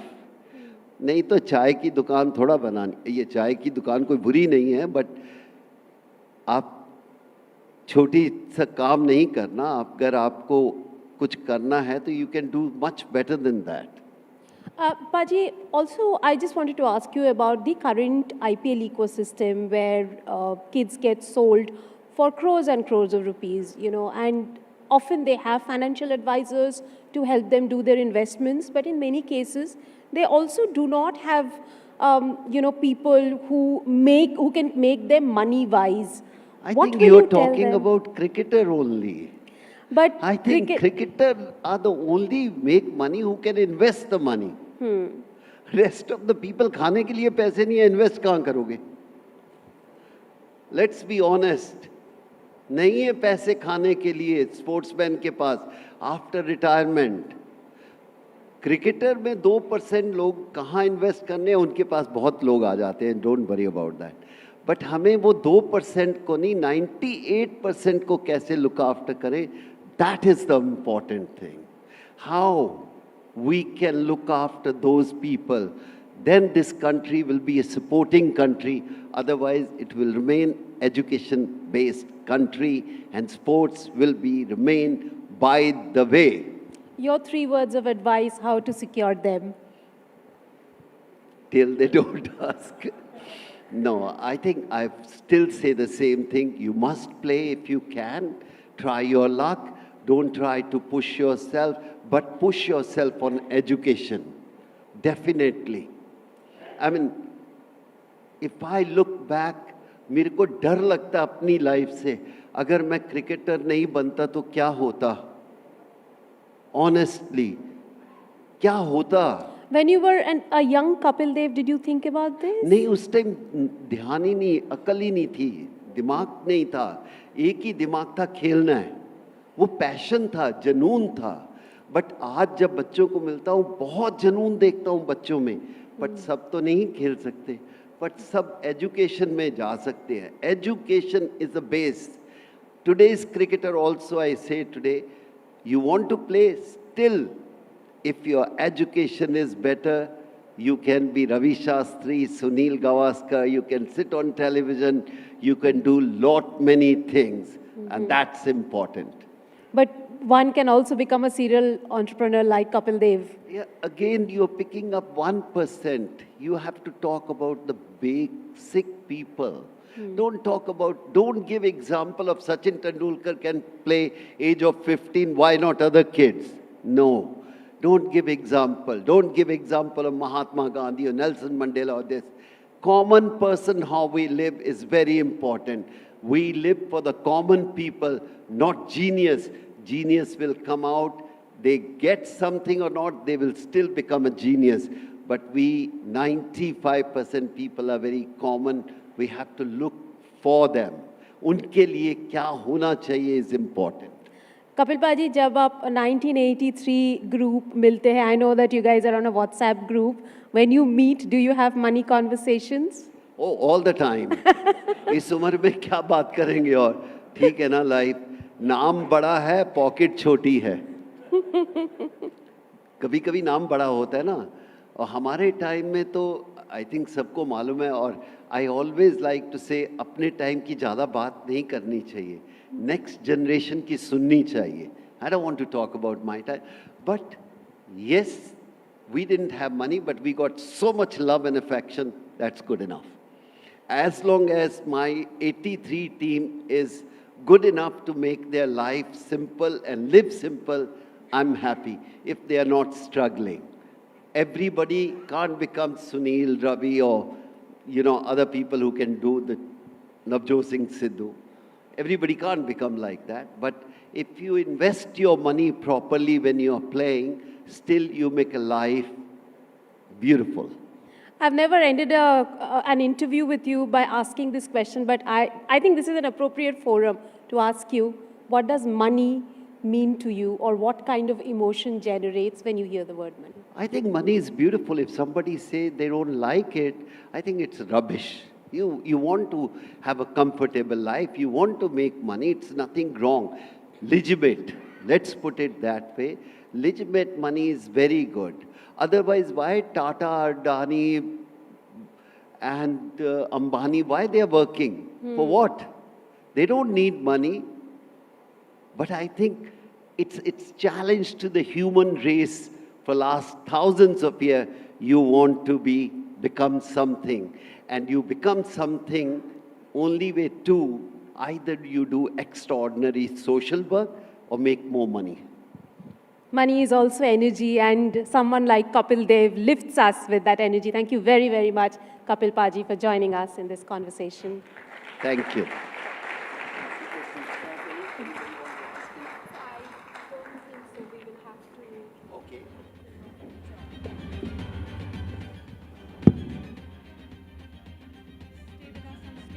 Mr. Kapil Dev, a quick photograph.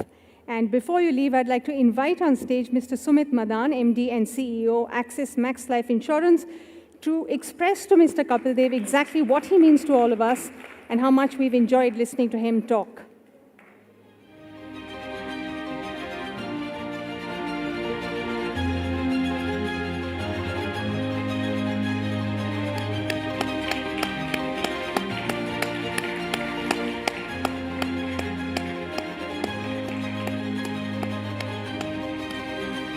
A louder round of applause, ladies and gentlemen. It's not that often you have a champion in our midst, is it? Okay, great.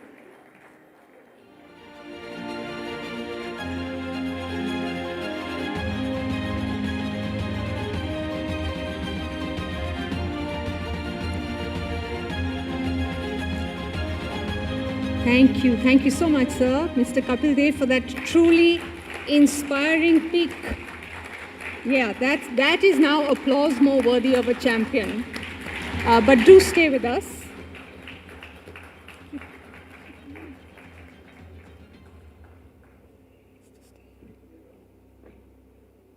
Do stay with us, Mr. Kapil Dev, because we will be requesting you to join us on stage in just a short while from now. And of course, thank you so much for that truly inspiring peek into your personal life and that very powerful message on preparing for the second innings that follows the first. Now, we've had an evening filled with deep insights, and now to bring all of these threads together, from the role of government to the power of individual choice, we come to the closing address. Please welcome on stage once again Mr. Anurag Gupta, Chief Business Officer and Head of Retirement, Axis Max Life Insurance.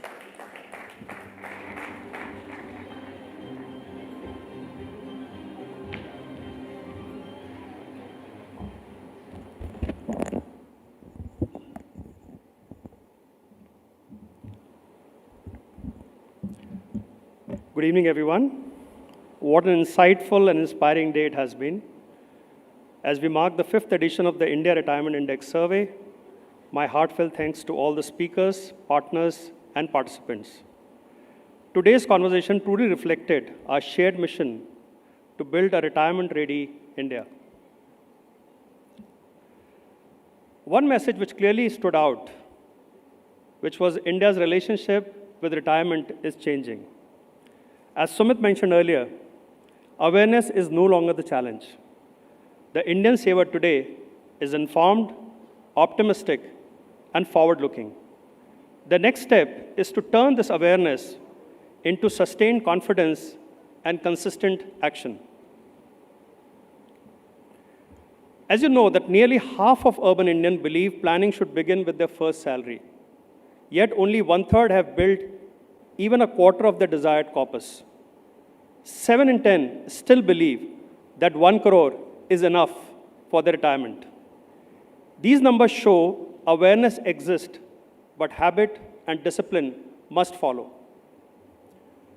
The first panel, which we started, reminded us that readiness in financial, emotional, and behavioral maturity.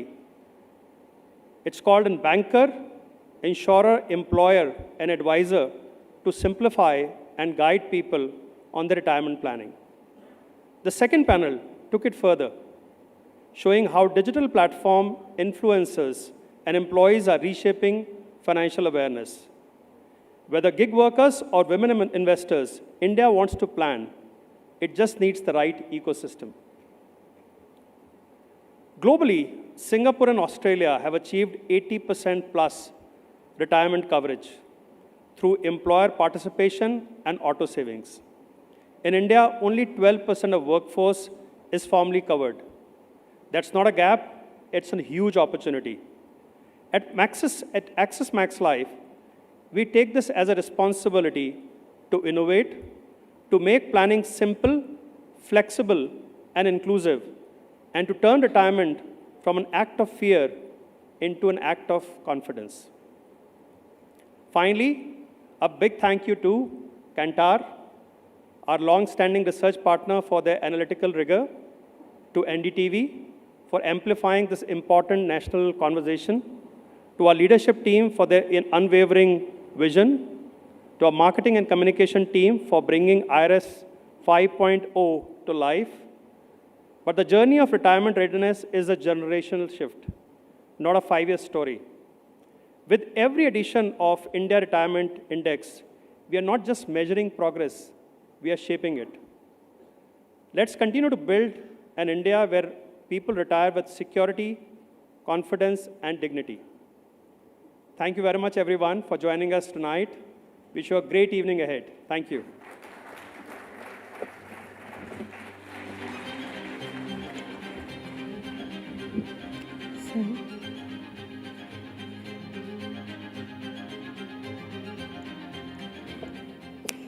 Thank you so much, Mr. Gupta, for laying out that clear vision for a retirement-ready ecosystem. With the summit now officially concluded, it's time for some celebration as we recognize and reward the Axis Max Life Insurance annuity champions for this year.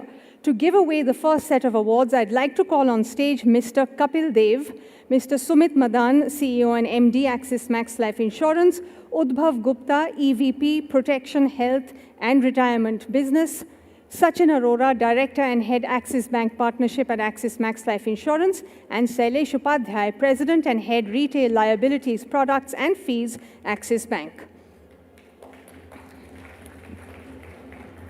Wait.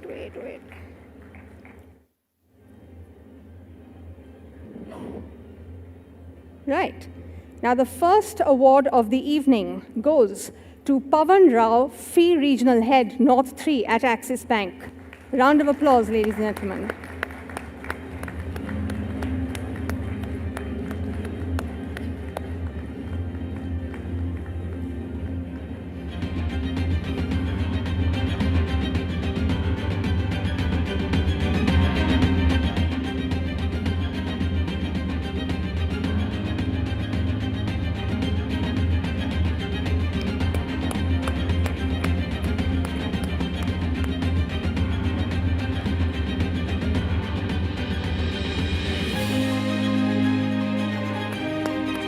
Another round of applause, I think, for the annuity champion, the first of the awards given out this evening.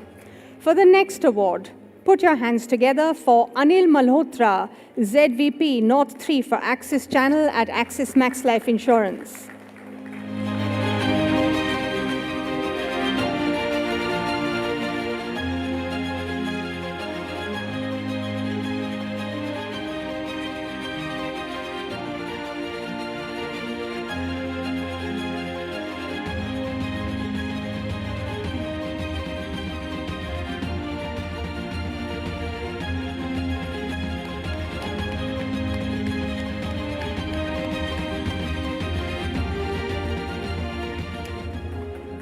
Okay, awards from the cricket champion for an annuity champion. The next award is to Prasenjit Kar, Fee Regional Head East 2 at Axis Bank.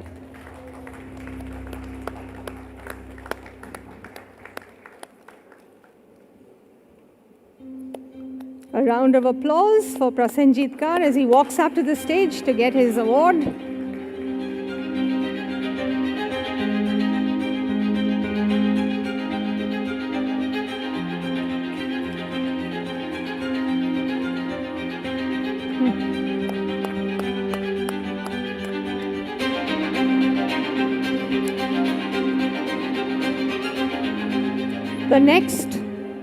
The next of our annuity champions being rewarded tonight is Parikshit Abrol, Fee Regional Head West 1 at Axis Bank.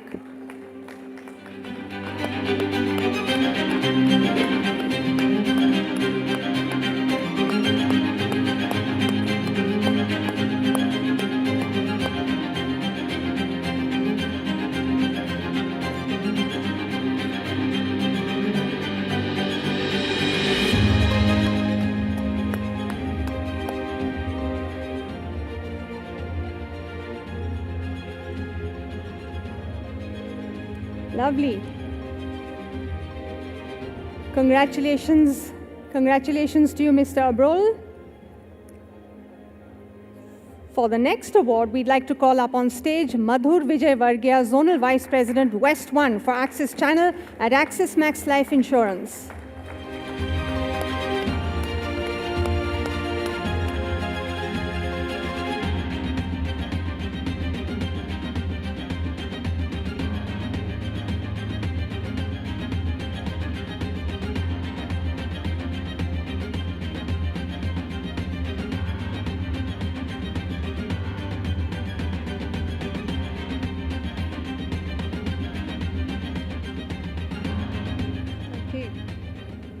Thank you for joining us on stage, gentlemen. Mr. Gupta, Mr. Madan, Mr. Kapil Dev, do stay on with us. And if I could request you, gentlemen, to please take your seat.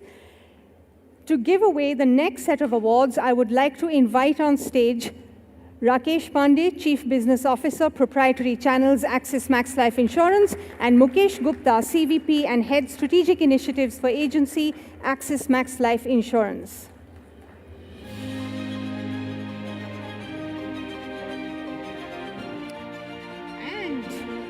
To receive the next award, let's welcome with a round of applause Siddharth Srivastav, Regional Manager, Agency Channel, Axis Max Life Insurance.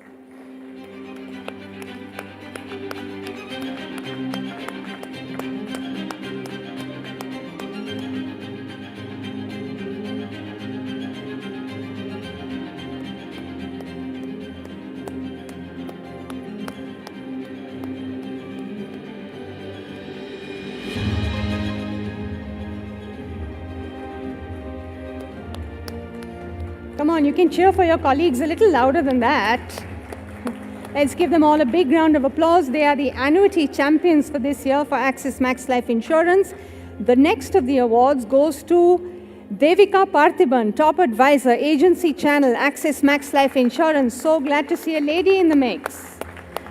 Bigger round of applause for her.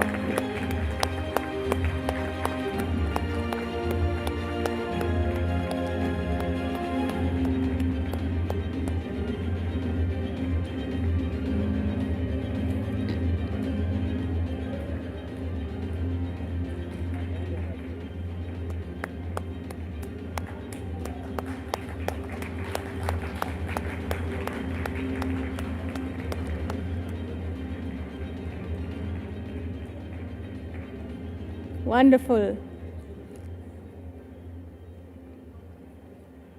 Thank you so much and congratulations. For the next award, put your hands together for Suman Shukla, Top Advisor, Agency Channel, Axis Max Life Insurance.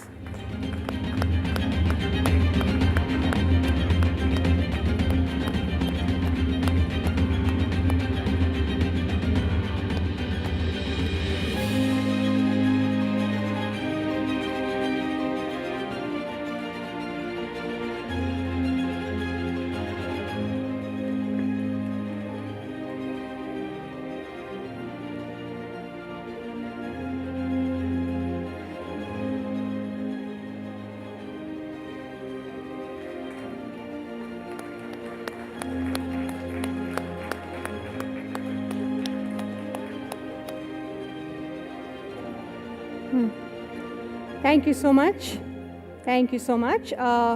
Mr. Mukesh Gupta, thank you so much for being on stage. The rest of the gentlemen, please do stay on. Mr. Pandey, you included.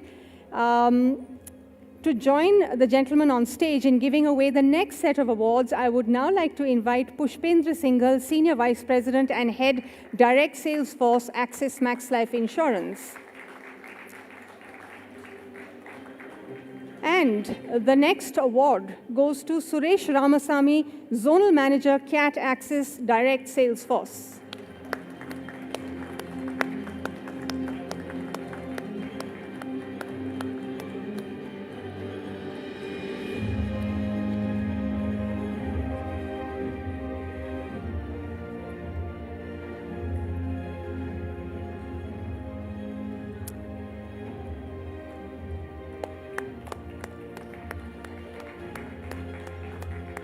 Thank you. Thank you so much and congratulations. Another one of the annuity champions for this year. The next award, to give it, a round of applause for Avijit Sinha, Zonal Vice President, CAT Loyalty, Direct Sales Force, Axis Max Life Insurance.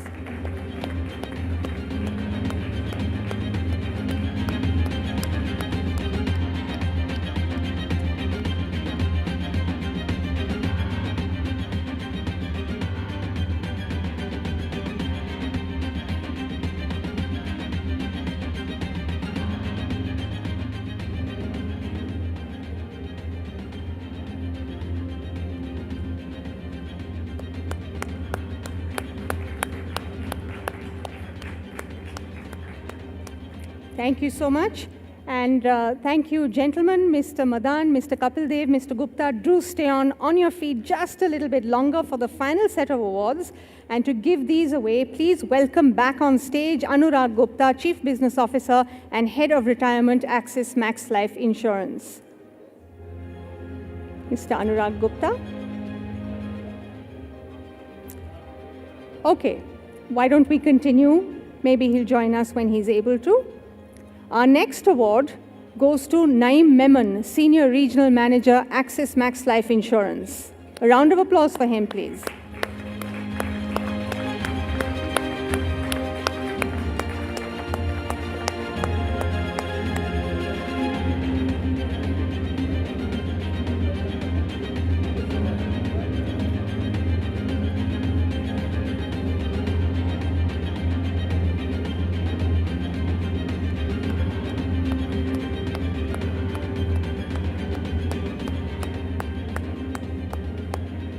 Congratulations, Mr. Memon. And the final award of this evening goes to Sumit Bhatia, Zonal Head, Branch Banking, Axis Max Life Insurance.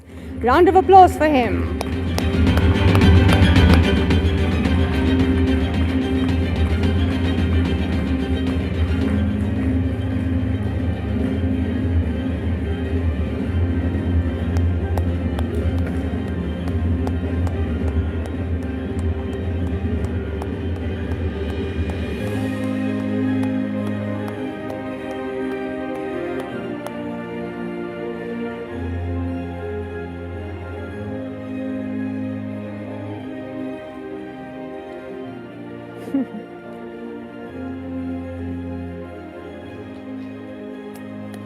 A round of applause for all the winners, all the annuity champions of this year for Axis Max Life Insurance. Thank you all. Thank you, Mr. Kapil Dev. Thank you, Mr. Sumit Madan. What a memorable conclusion to the India Retirement Insights Summit 2025. Through the evening, we've explored the paradox, seen the data, heard from champions, experts, and innovators. Let me leave you with one final powerful takeaway. The IRIS 5.0 study reveals a universal truth. As high as 3 to 5 people above 50 years of age, and I'm not saying that I am, would advise their younger selves to start saving for retirement well ahead of time. That advice, straight from experience, is the most valuable guidance that we can receive.